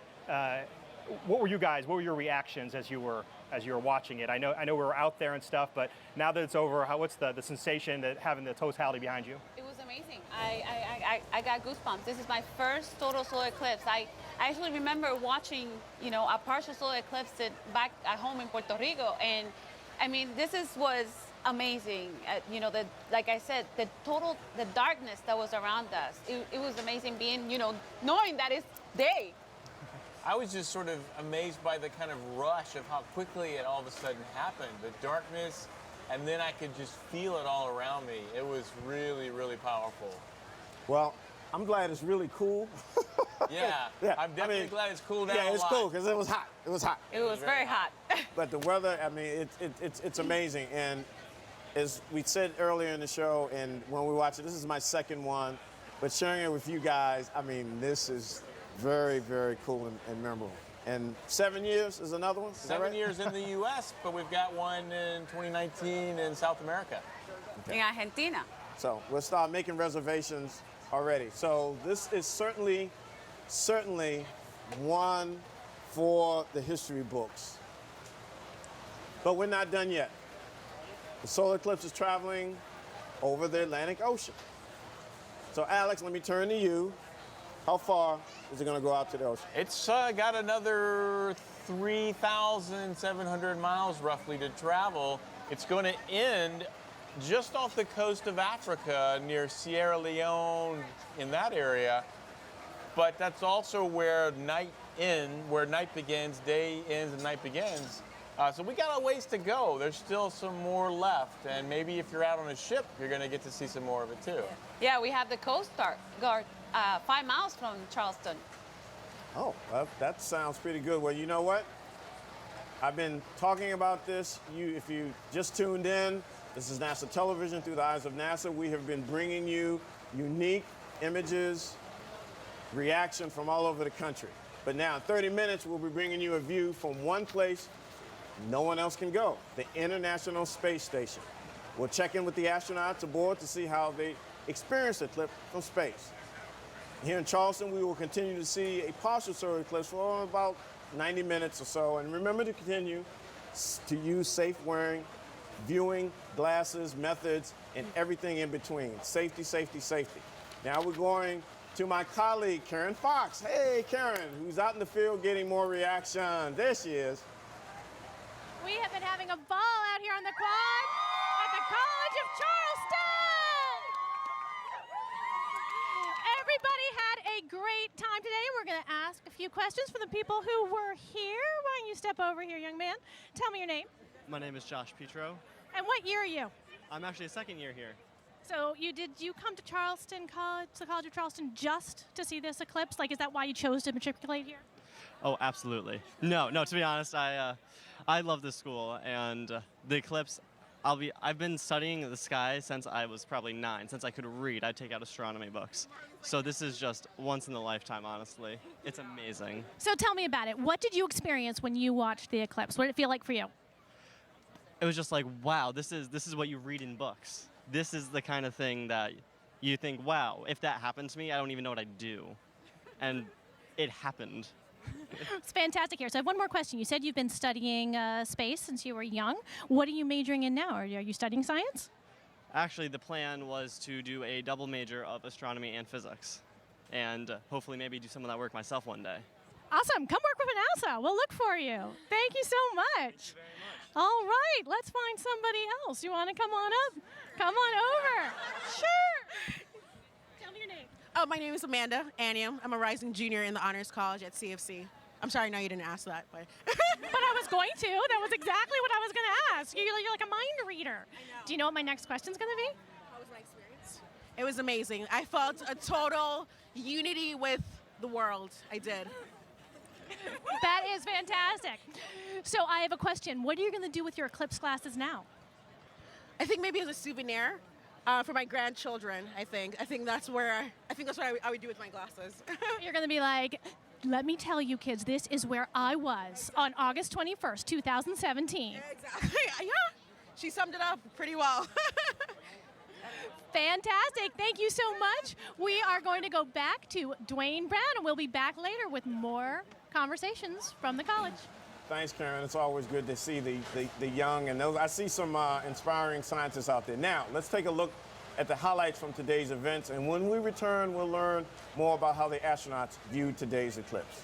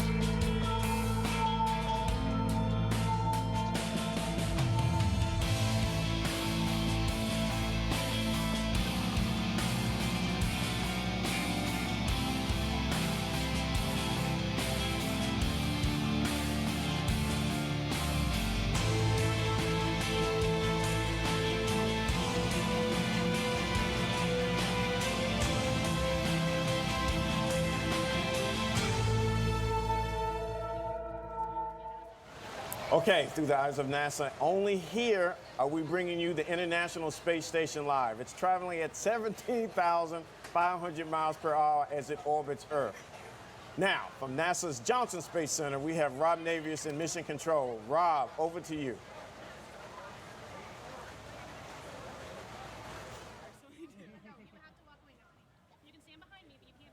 And welcome to Mission Control here in Houston. About 40 minutes ago, the 6 residents of the International Space Station flew over southern Canada, south of Hudson Bay, at an altitude of 252 statute miles, with a very, very unique view of today's solar eclipse. We're going to be talking with the crew in about 18 minutes from now and sharing some of that very, very unique video with you.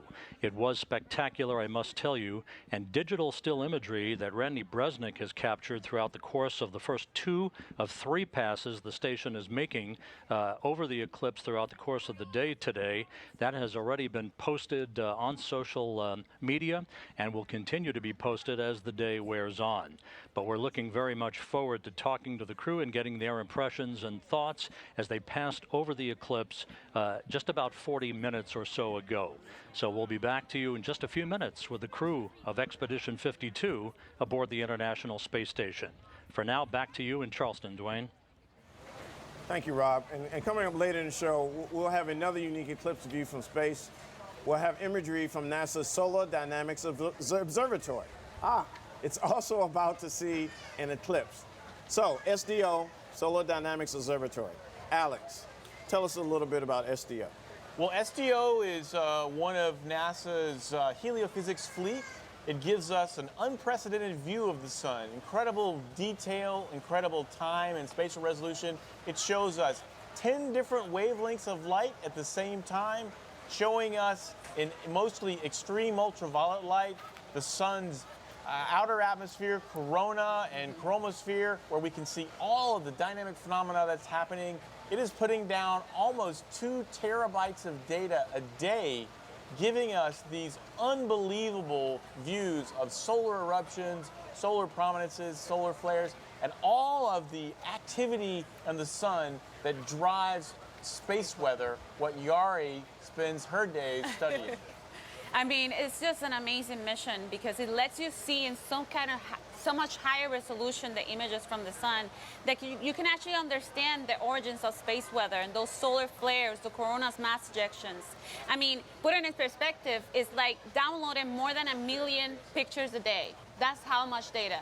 SDO, wow, that's incredible. Okay, so we're going to go back to Karen Fox, who has a pretty important person with her.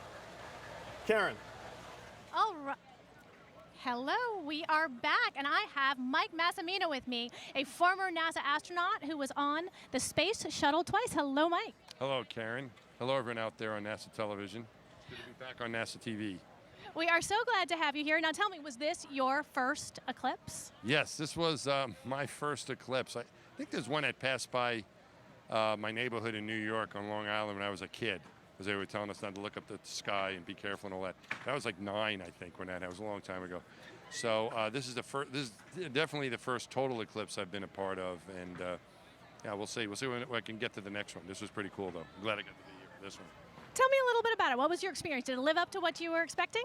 Yeah, well, I mean, there was certainly a lot of excitement. It was, it came right at the right time. I think all the science assets and resources that were out there trying to collect data and study the sun, that all went well. A lot of excitement throughout the country.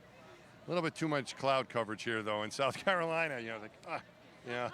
So, we maybe could have gotten a better view, but it could have been a lot worse, too. I think there are other parts of the country that got clobbered a little bit worse from the weather. But it was really cool to be here, and it got cooler. I could see it, and I could feel it with the temperature, and I could hear it with the excitement of predominantly a student crowd that we had here at the College of Charleston. So tell me a little bit about what it's like, something that the rest of us have not been able to see, which is seeing Earth from space. Tell us a little bit about that. The Earth from space is the most beautiful thing I've ever seen. It really is beyond words. It's like a look into paradise.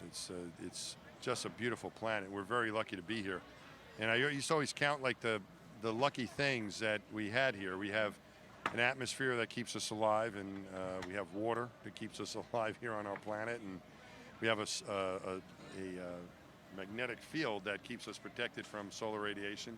But we also have a moon and a sun. The sun is 400 times larger than the moon and 400 times further away, so they're the same size in the sky. So we get a chance to have solar eclipses, which other planets in our solar system do not. So we're lucky for a lot of reasons, and I'm going to add solar eclipses to the list. But the beauty of it, the beauty of the planet, and also the sense of clockwork of this, this ballet, this dance that goes on between the Earth, the Sun, and the Moon. You can see that in space, and you can see the rotation of the Earth. What we call the terminator between night and day. And as that just steadily rotates, just like this clockwork going on. And that's what we witnessed today, this clockwork with the moon involved, getting in the path of the sun, and us all lining up perfectly together. And it's that clockwork that still amazes me, that everything has this permanence to it. It doesn't disappoint you. It's been going on for billions of years and will continue to go on for billions of years. The sun will come up tomorrow. These things will keep happening. It's a power, a force that we can't control. And to see it in space was cool, and now to see it down on Earth, that was cool as well. That is a beautiful sentiment. Thank you very much. I agree. We've had an incredible day watching this. So how about 2024? Do you think you'll be lining up to see the total eclipse in 2024? When's that? That's not too much long. Where is it going to be? Where is it coming that year? That is going to go up from Texas up through Maine. It will be in 2024. We're excited.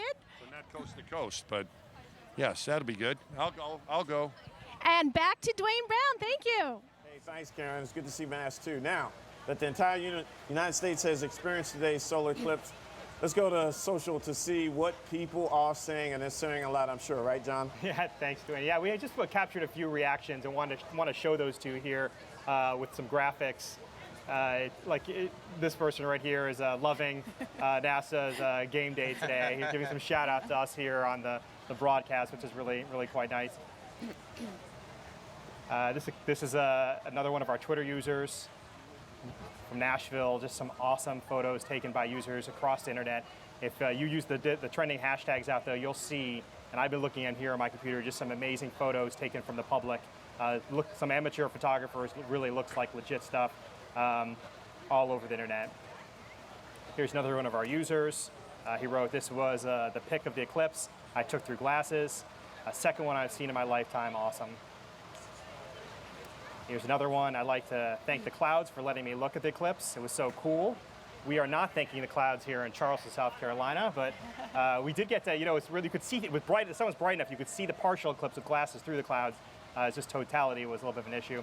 Here's another one on Twitter. It's very weird to be in a darkened home with not so much daylight at 2:45 p.m., yet the sun is still shining outside. And here's another one. Wife and I are currently gazing into the bottom of a box of frosted mini wheats per ADNAS advice. It's just making me hungry.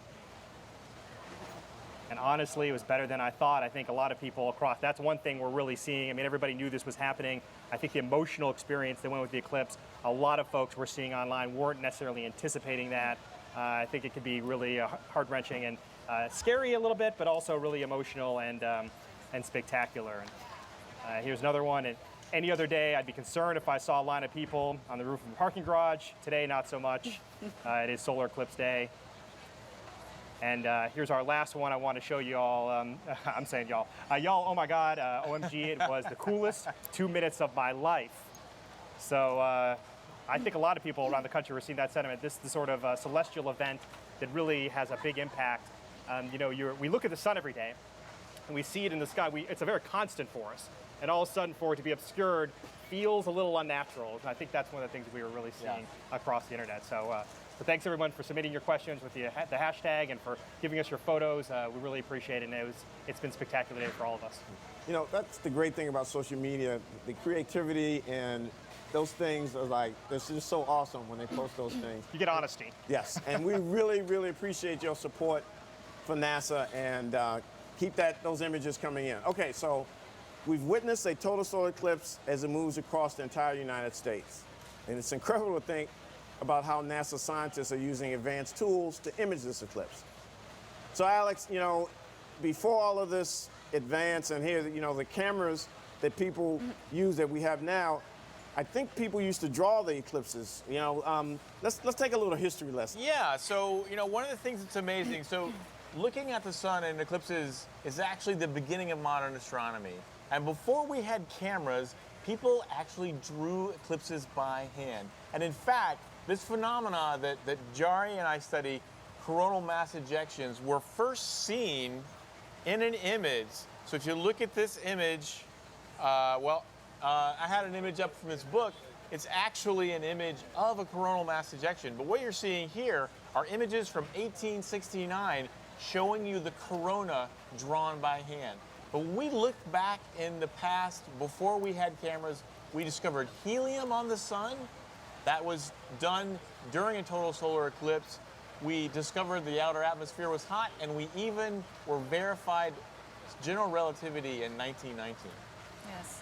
And the image that Alex was going to show you in the book is actually like 100 years before we can actually see it with a satellite. Isn't that amazing? Okay, you know what? I want to do something fun here. All right, we're having fun. Can we have some more fun? So, Alex, and for the young students out there and folks, the future generation scientists, as I told Alex earlier, he is one of the coolest looking scientists that I've seen. He's got the earrings, got the look, but he also has something even cooler. I got to show him the shoes, man. All right, let's see if we can get this to work. Let's show them. Oh, no, there you go. There you go. Flame shoes. How cool is that, folks?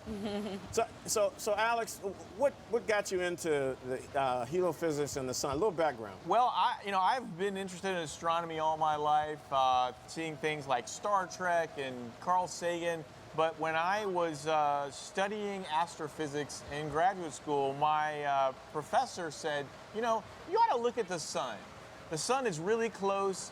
and it's something we can study in incredible detail, and you can use this as a tool to study the rest of the universe. So that was when I realized that we can learn so much about our universe, why we're here, just by looking at our closest star, the sun, and all the incredible detail that we have. And this is the reason why scientists are so excited about total solar eclipses, because we can see a region of the sun in visible light with our own eyes that we cannot even see from space. Fantastic. So, Alex, I'm gonna come back to you because I understand you're a cat lover, and Jody, I know you have a fantastic story to tell. But we're gonna go back out to Karen, who has another special guest. Karen, you're just having a good time out there. I am having fun.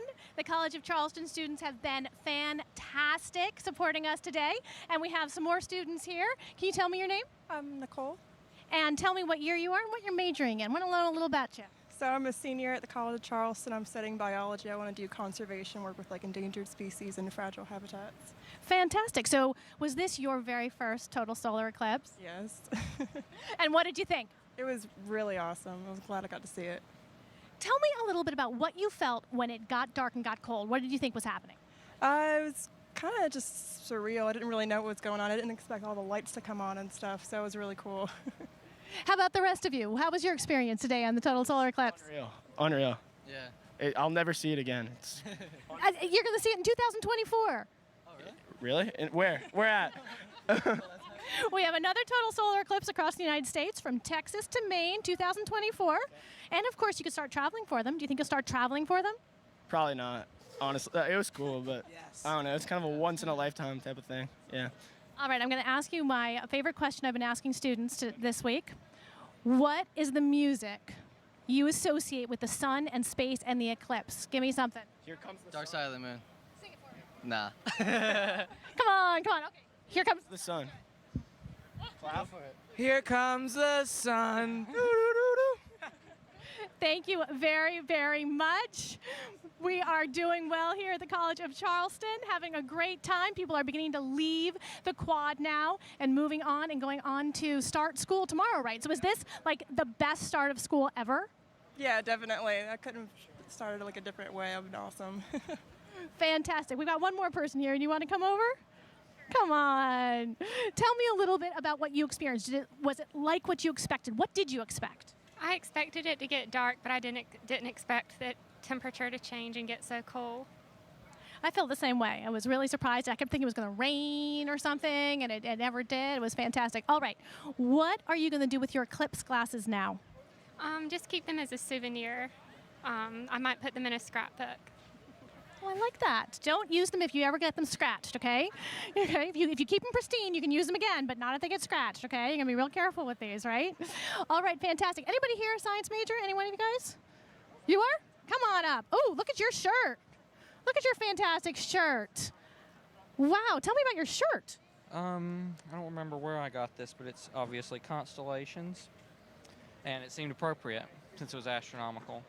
I agree. And what kind of a science major are you? Geology and biology, probably. And do you say that this inspired you a little bit more and be excited about science? Yes. Really amazing. Thank you very much. I'm so glad you all were here today, and we are going to hand it back to Dwayne Brown. Thank you so much.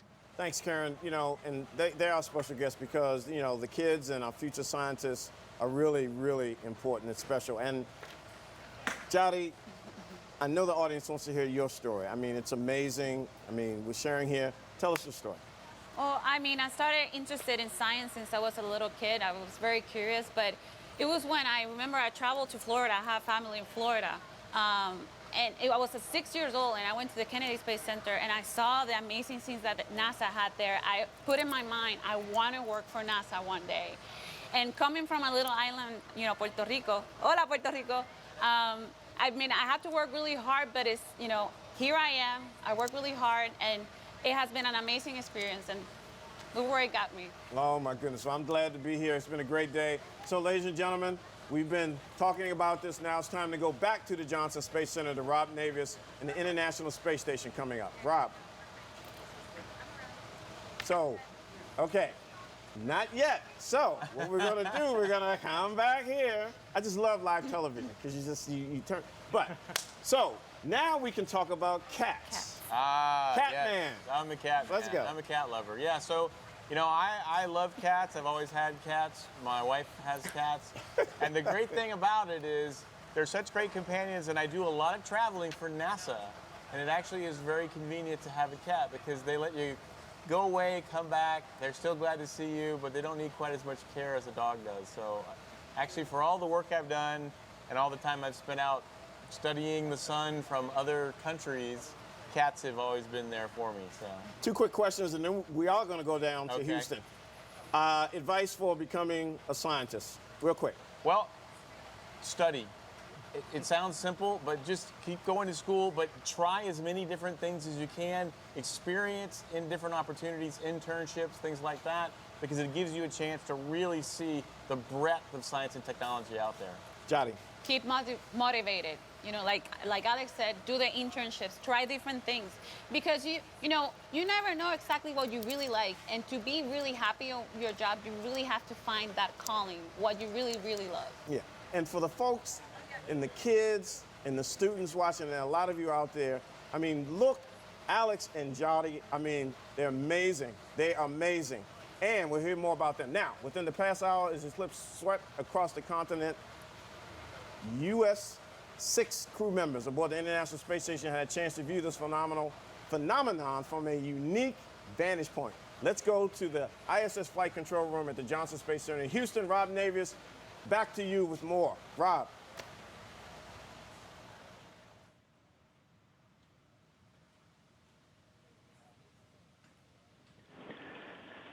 Thanks, Dwayne. You know, millions of people have been witness to this amazing event across the United States throughout the day today. But up on the International Space Station, members of the Expedition 52 crew have had a unique celestial front row seat to history. About an hour ago, the International Space Station flew 252 statute miles above the Earth over southern Canada as it made its way south of Hudson Bay with a tremendous view of the moon's shadow against the Earth. The moon covering about 44% of the sun during the second of 3 passes. You can see it in this animation right here. The crew were glued to the windows of the International Space Station with an HD video camera, with an armada of digital still cameras to capture every moment of those precious seconds.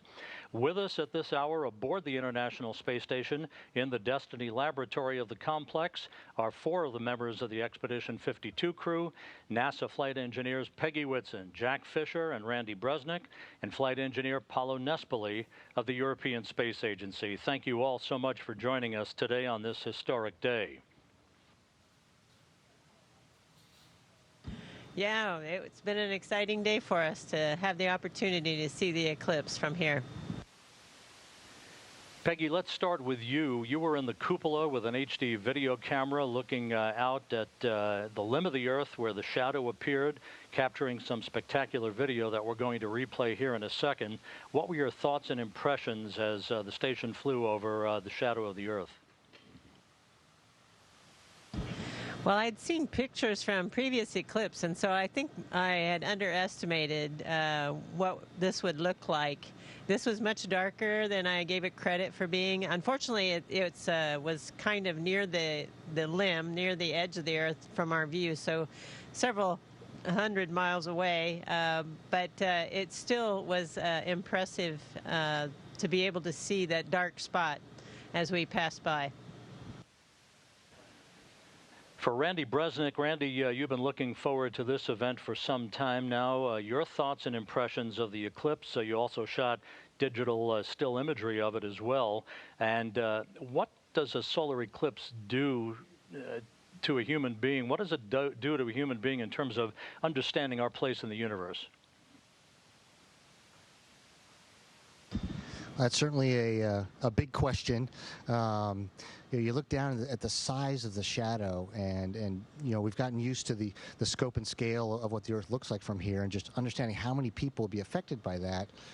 And a friend of mine the other day, mentioned that, and it kind of really came to me, we were actually looking at it, was that just a few hundred years ago, human beings wouldn't have even known that the eclipse was coming. And so here you are, looking up, but all of a sudden the sun is disappearing. And, what are the thoughts for all of, human existence where everybody's looking up going, the gods must be angry at us, and now we have the ability not only to know it's coming, people are excited about it. We know people that travel to go be under the umbra, and making an event, a celestial event. And for us, being able to witness it from above was just really special because it represents how far we've come with the technology we have. I mean, look, we're on the International Space Station where we're doing, more than 250 different experiments and working with an international team. Look at where we're at. And so I look forward to the next time we have a full eclipse. Maybe we'll be taking pictures from a lot farther away. For Jack Fisher, Jack, it's good to see you this afternoon. You sent a picture very early this morning of this raft of cameras that were laid out in the Destiny lab, ready to rock and roll to capture every second of this unique event. Was it awesome sauce ×2 for you? Yes, it was awesome sauce ×2. And Rob, this has been a huge coordination effort. Comrade Randy has been in charge of planning where all of us would be and a little orchestra of which window, which camera. So he did a great job with that. I was actually supposed to be taking off a window pane or a scratch pane right now, but due to the lighting and how we're going about it, we don't really need to. So I got lucky and got to join all these folks for the BAO event. It was, Peggy said she underestimated it. I definitely did. Just judging from the pictures, that spot was, a lot darker and a lot larger than I thought it would be. And, I kind of was sitting in the Russian segment at the window thinking, you remember snipe hunts? I was like, man, this is kind of like a snipe hunt. I think somebody's pulling a joke on me. And then all of a sudden, this huge black shadow was going across the earth. So it was amazing, and it was cool to see from this vantage point. So absolutely awesome sauce ×3, Rob. 3 chocolate awesome sauce with a side of sun awesome sauce. I don't know. It was awesome, Rob. For Paulo, we do remember 6 years ago, May of 2011, when you departed the International Space Station on a Soyuz vehicle to come home from your last flight. You took that signature picture of the shuttle Endeavour docked to the station with all of the other international partner components and vehicles linked up. How did today's experience compare with that moment 6 years ago? Well, 6 years ago, I was kind of alone there on the Soyuz capsule taking pictures. So through the rest of the team, Dmitry Kondratev was flying the Soyuz, and Katie Coleman was actually taking timing and telling me. But it was me with one camera and a video camera and taking picture. Here today we had, as you saw from the photo that Two-Fish Jack sent this morning, we had an armada of equipment. We had multiple places. We were flying back and forth from the station to the cupola Russian segment, up and down, and it was a completely different orchestrated system. I was impressed too by the shadow passing by. I've seen some pictures. And I always, as a kid, I always thought the umbra would be kind of a square, defined square, but it was not. It's kind of a smudge, and this is interesting to actually see this with your own eyes. Randy, let me go back to you for 1 second to follow up on what Paulo just touched upon. It must have been a photo feeding frenzy on board during those first 2 passes. You all have one more pass to go coming up shortly. Give us a sense of that choreography that your crewmates have explained on board. And was it everybody elbowing each other away from the windows, or how did it all work? No, certainly everyone has their favorite things that they wanted to do, but we had to divide up the tasks because we couldn't have everybody doing the same thing. And so we even, took the still shots and said, okay, we're going to shoot this particular type and this particular speed from, this particular person, so we're going to vary it from over here to ensure that we were able to capture the images as best we could to share it with you all. Cupola was a little crowded because we had a bunch of cameras, a bunch of people, and the big thing was to try and not bump the video cameras. sorry for the one you saw. But when you see all the video and the pictures, it's not any one person that took them. It's the Expedition 52 crew, to include our Russian crewmates. And so that's where the credit goes, because everybody did their part, not doing what they wanted to do, which is a definition of teamwork, and that's why we're here.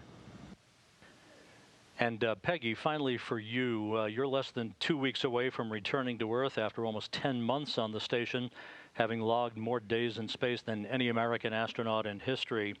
How did this show today compare with some of the other major milestones you've witnessed and experienced during your 3 long-duration missions? Well, I think having the privilege of being on 3 different long-duration missions has given me a lot of interesting experiences, and this is just another one to put in the history books for my memory. I really enjoyed seeing this, and I think maybe a little more than I expected to. And so it's just another little piece, another memory, another very special event, another very special day of this fantastic experience of being in space. And down at Charleston, South Carolina, an old friend and colleague of yours, Mike Massimino, is standing by. He's got a question for you.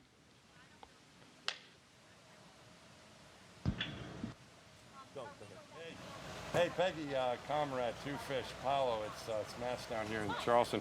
I got to be in the path of totality below all of you today, and it was pretty awesome here, and it made me think of some of the really cool things we see of this, the timing, the cosmic dance of the universe that we see.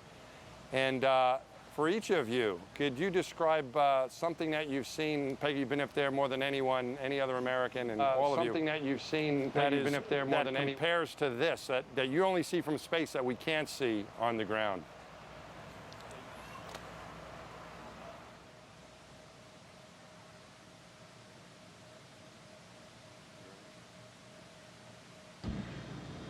Well, I mean, I just feel like the whole experience of being here, of living here, is on a daily basis very special. There's just very special parts of each and every day. I do think this one is very nice. We've seen some incredible auroras lately. I've really enjoyed seeing scientific research getting completed, some really cool research getting completed. And of course, you can't beat the view during a spacewalk, but it's just a piece of this huge puzzle of why being in space is so beautiful. Can I get another one? Back here in Mission Control, for all of you, an amazing day and an amazing opportunity to share a few minutes with the Expedition 52 crew. I'd like to thank Peggy Whitson, Randy Bresnik, Jack Fisher, and Paulo Nespoli for their time today. And for you, Peggy and Jack, and your crewmate Fyodor Yurchikhin, soft landing in your Soyuz on September 3rd. You all be well and fly safe. And with that, Dwayne, we'll toss it back to you at Eclipse Central in Charleston, South Carolina. Thanks, Rob. Mike, thank you. It's always good to see you. Thanks for letting me. It's good to be a part of the NASA team still. Thank you so much for thanks for having me. Thanks a lot. So Mike, we got you here, man. So you were here. This isn't your first eclipse here. My first one, yeah. I never saw one in space, and never saw one on the ground. So this is my first one in space or on the ground was today. Okay, I know you've been asked the same question, but just how did you feel? I mean, you told that, it's amazing, It was a really cool, it got a lot of people excited. This is one of the bigger events, maybe the biggest event we've had for a while anyway, and something that everyone can get excited about. Lots of people flocked to the path of totality and as close as they could get, and I just felt there was a lot of excitement about it, which was great. I wish the weather was a little bit better here, though. Yeah. We had some clouds in the way, but even with that, it got dark, it got cool. It was, when you see things in space, you don't hear anything, and you're in either your spacesuit, you can feel the warmth of the sun coming or the cool of the darkness as you're going around the planet, and you can see the Terminator between night and day and so on. These reminders of what we're about, what our planet is about, and where we're all space voyagers. Here I was able to feel the coolness, right? And it got really dark. But it was a lot of added sound from all the cheers of the students here at the College of Charleston. So that was kind of fun too. So it was nice to be able to, it was good to be able to share with all these. I guess the semester hasn't started here yet. because they should be studying pretty soon. Yeah. But they're easing into that, so this is a nice way to welcome them back to school as well. Mike, it's always good to see you, sir. Thanks for joining the team here. Thank you so much for being here. Thanks for letting me on. I appreciate it. Oh, always. All right, it's great seeing you. We're having a good time. So, All right, man. hey, so we're going to throw it back to Karen. Karen, you got some more folks on the yard there. Yes, I do. I've got John Hakala, who is a professor of physics and astronomy at the College of Charleston. Hello, John. Hi, nice to see you. Tell me, is this your first eclipse? This is my third totality. I saw one in 1972 in the Gaspé Peninsula in Canada and one off the coast of Africa in 1973. Have you ever done any science during an eclipse, or you're mostly an eclipse watcher? I'm mostly an eclipse watcher. I was relatively young, but those two eclipses were what got me into astronomy. Fantastic. Tell me a little bit about what you did to prepare today for this eclipse with the students. Well, we had tremendous support from the faculty and staff at the College of Charleston, who put together an event around the eclipse and tied it in with our convocation. So this morning we had a convocation event where we introduced the students, and they're kicking off their 4 years in college with the eclipse. It's probably one of the best ways to, I mean, if there's ever a sign of things to come, this is probably it. And I saw you out there with some telescopes today. Were people looking through them? We tried to set those up. I'm not sure how successful they were because of the cloud cover, but we were able to use some indirect pinhole methods, and I walked around one of these devices to students around the yard here, and they seem to enjoy it quite a bit. It's nice when you hear them say, "Cool, can I take a picture?" You know, it's So life has changed. Can we do a tweet of you and your telescope? Tell me a little more about that with your students. Or were there any of your older students who you knew were out here today, who you knew were excited, and what was their experience like? So most of our advanced students were working with faculty members from the department, and they went to different sites and locations around the city and the county. So they were covering city parks, state parks, pretty much anywhere that they could get a location. I think we had 16 different sites. So we took the distributed approach. And in fact, I'm here almost by default because everyone else had chosen a place to go. And when the college decided to make a big deal about it, I thought, okay, well, I guess I can suffer and be a good sport. And just to show you what being a good sport means, I had to wear this hat. You look fantastic. No, it's great. So tell me, what was the craziest question you got that somebody asked you about the eclipse? So I wouldn't say that it's the craziest thing that I got asked, but I know that a few of the staff folks were telling me that because this coincided with the move-in day, apparently we had some parents who were frustrated with the fact that they were trying to move their kids in, but they had no hotels to stay in because everything was packed. And so they asked some of the staff if they could move the time of the eclipse. Well, it happened whether or not we wanted it, but I have to agree it's been hard finding a place to stay. I'm sure that Charleston and the college will be happy as things calm down, you get into your year. Tell me just a little bit more. Do you have plans for taking this eclipse into the classroom? I'm curious about whether you think this will kindle excitement for people, maybe get a few new science students. Absolutely. I mean, I think this is, there are very few opportunities that we have where science comes to the public like this event, and I think NASA's done a tremendous job of advertising this across the country. But as far as it goes here, I mean, we have the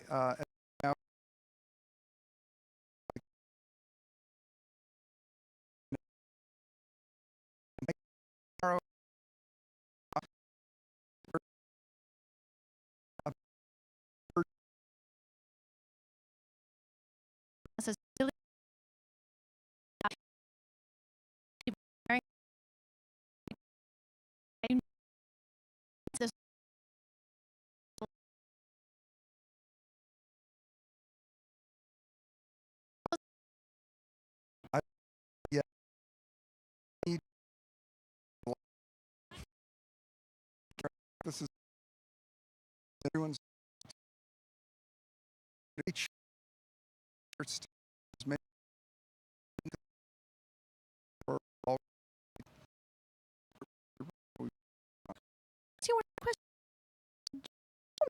You actually work, don't you, on a regular basis, your research? I study cosmic gamma ray bursts, and I've worked with data from the Compton Observatory, the BATSI satellite. I was a team member on BATSI, and then I've worked with Swift Data. I have a number of collaborations going with that, and with Fermi Data, and I have a number of collaborations going with that. Fantastic. It's been great talking to you, and we're going to go back to Dwayne Brown. Thank you. Thanks, Karen. John, I bet you that hat that the professor had on is probably going to be on social media a lot. I can bet that. From coast to coast, we've tracked the solar eclipse over the past 3 hours. Thousands of people along the path of totality have witnessed a total solar eclipse in person, a breathtaking moment when day turns into night and then back again. And today, we've brought you the most spectacular images so that the millions of you watching from home could also witness these awe-inspiring moments through the eyes of NASA. I can't wait to see what the observations from today will yield. As scientists continue to analyze the images, we will continue to learn more about today's eclipse, about the sun, and about how it affects our daily lives. Yadi, your feelings, your thoughts. This has been an amazing experience, and you know, the clouds didn't let us see the solar corona, but it has been an amazing experience, and we got all the experience, the darkness, the cold, and the cooler of the temperature is amazing. And it's not over yet. The next total solar eclipse will be in Argentina. El próximo eclipse total solar será en Argentina. En el 2019. Alex, your thoughts. Well, this was amazing. I mean, as Jari said, too bad that we didn't get more, didn't get to see the corona, but this whole experience, it was an immersive experience, getting to feel everything around me, getting to feel the excitement. But being able to work with you all, to share this with millions of people, that is really what I live for, is getting to share the beauty, the wonder of nature with everyone we possibly can, and to know that we have been able to help millions of people, both in the path and outside the path, share in this human experience is really what I am glad to go home and know at the end of the day. And I also know that I get to see another one. Besides the one in Argentina and Chile, we're going to have another one in this country, 2024. It's going to go from Mexico, Texas, into Ohio River Valley, upstate New York and New England, and it even crosses Carbondale. So Again. for those that got to see the one there, could go and see another one in less than 375 years in a single place. So I wonder if the hotels have already filled up. I suspect they have. I suspect they have. John, I got to come to you. I know the conversation and everything, the images, your thoughts. Yeah, I mean, just from this point of view, listening to all of this and all the science was fantastic. I think that one of the things that really was most interesting to me was the fact that the volume of people. Like I said earlier, this broke our records for the most streaming event we've ever had. And NASA does some pretty amazing things. We fly human beings in space. We launch spacecraft. We show images from the Hubble Space Telescope. We're doing all kinds of developmental work. It's just there's constantly awesome programming from NASA out of this world, so to speak. And so for this event to eclipse, pun intended, everything else we've done is pretty spectacular. I actually have a couple cool photos I wouldn't mind showing real fast if we have a second. Sure. If you could pull those up. This one right here is from the space station, from Paolo Nespoli. He posted this on his Twitter account. Pretty freaking cool, I think. This you can see the darkness of the moon shadow across the planet. And just one more photo I want to show you. This is just a fun one of from New York City Times Square. This broadcast was all over the country. People were texting me and say, "Hey, I see you on TV. I'm showing it to my kids in their classroom." And so it wasn't just us. It wasn't just the people viewing it online, the masses of people, but there was also classrooms who were broadcasting it across the country. So hopefully we've reached a lot of kids and inspired them about space exploration. That's what it's about, inspiring the next generation. Wow, what a day. We truly want to thank the wonderful city of Charleston, and especially the College of Charleston, for hosting NASA Eclipse Central. This program simply could not have been done without the invaluable work and coordination from our NASA TV crew, NASA centers, science organizations, partners and stakeholders, and many more, really too numerous to name. But you know who you are, and thank you. And finally, I want to thank you, the public, the audience watching this program across the nation, staying with us. We brought it to you. Thank you for your support, your questions, your pictures, your thoughts. Also, helping bring the eclipse to the nation. And of course, Dottie, Alex, John, Sean, Karen, what a day. What a day. An amazing day. And 2024? 2024. Be there. Are we gonna be there again? Yes. Can I hang out with you guys again? Yes, let's do this again. All right. We'll see you guys in 2024. Thank you for watching NASA TV, where through the eyes of NASA, you've experienced Eclipse 2017. Please go to the NASA websites. The story does not end here. The story does not end here. Many more images and science data will be coming out over the next several days. They will be awesome too, so stay tuned and visit our website and social media accounts. Hanging out with John. I'm Dwayne Brown for the team here. Charleston signing off on NASA Eclipse Central. Thanks for watching.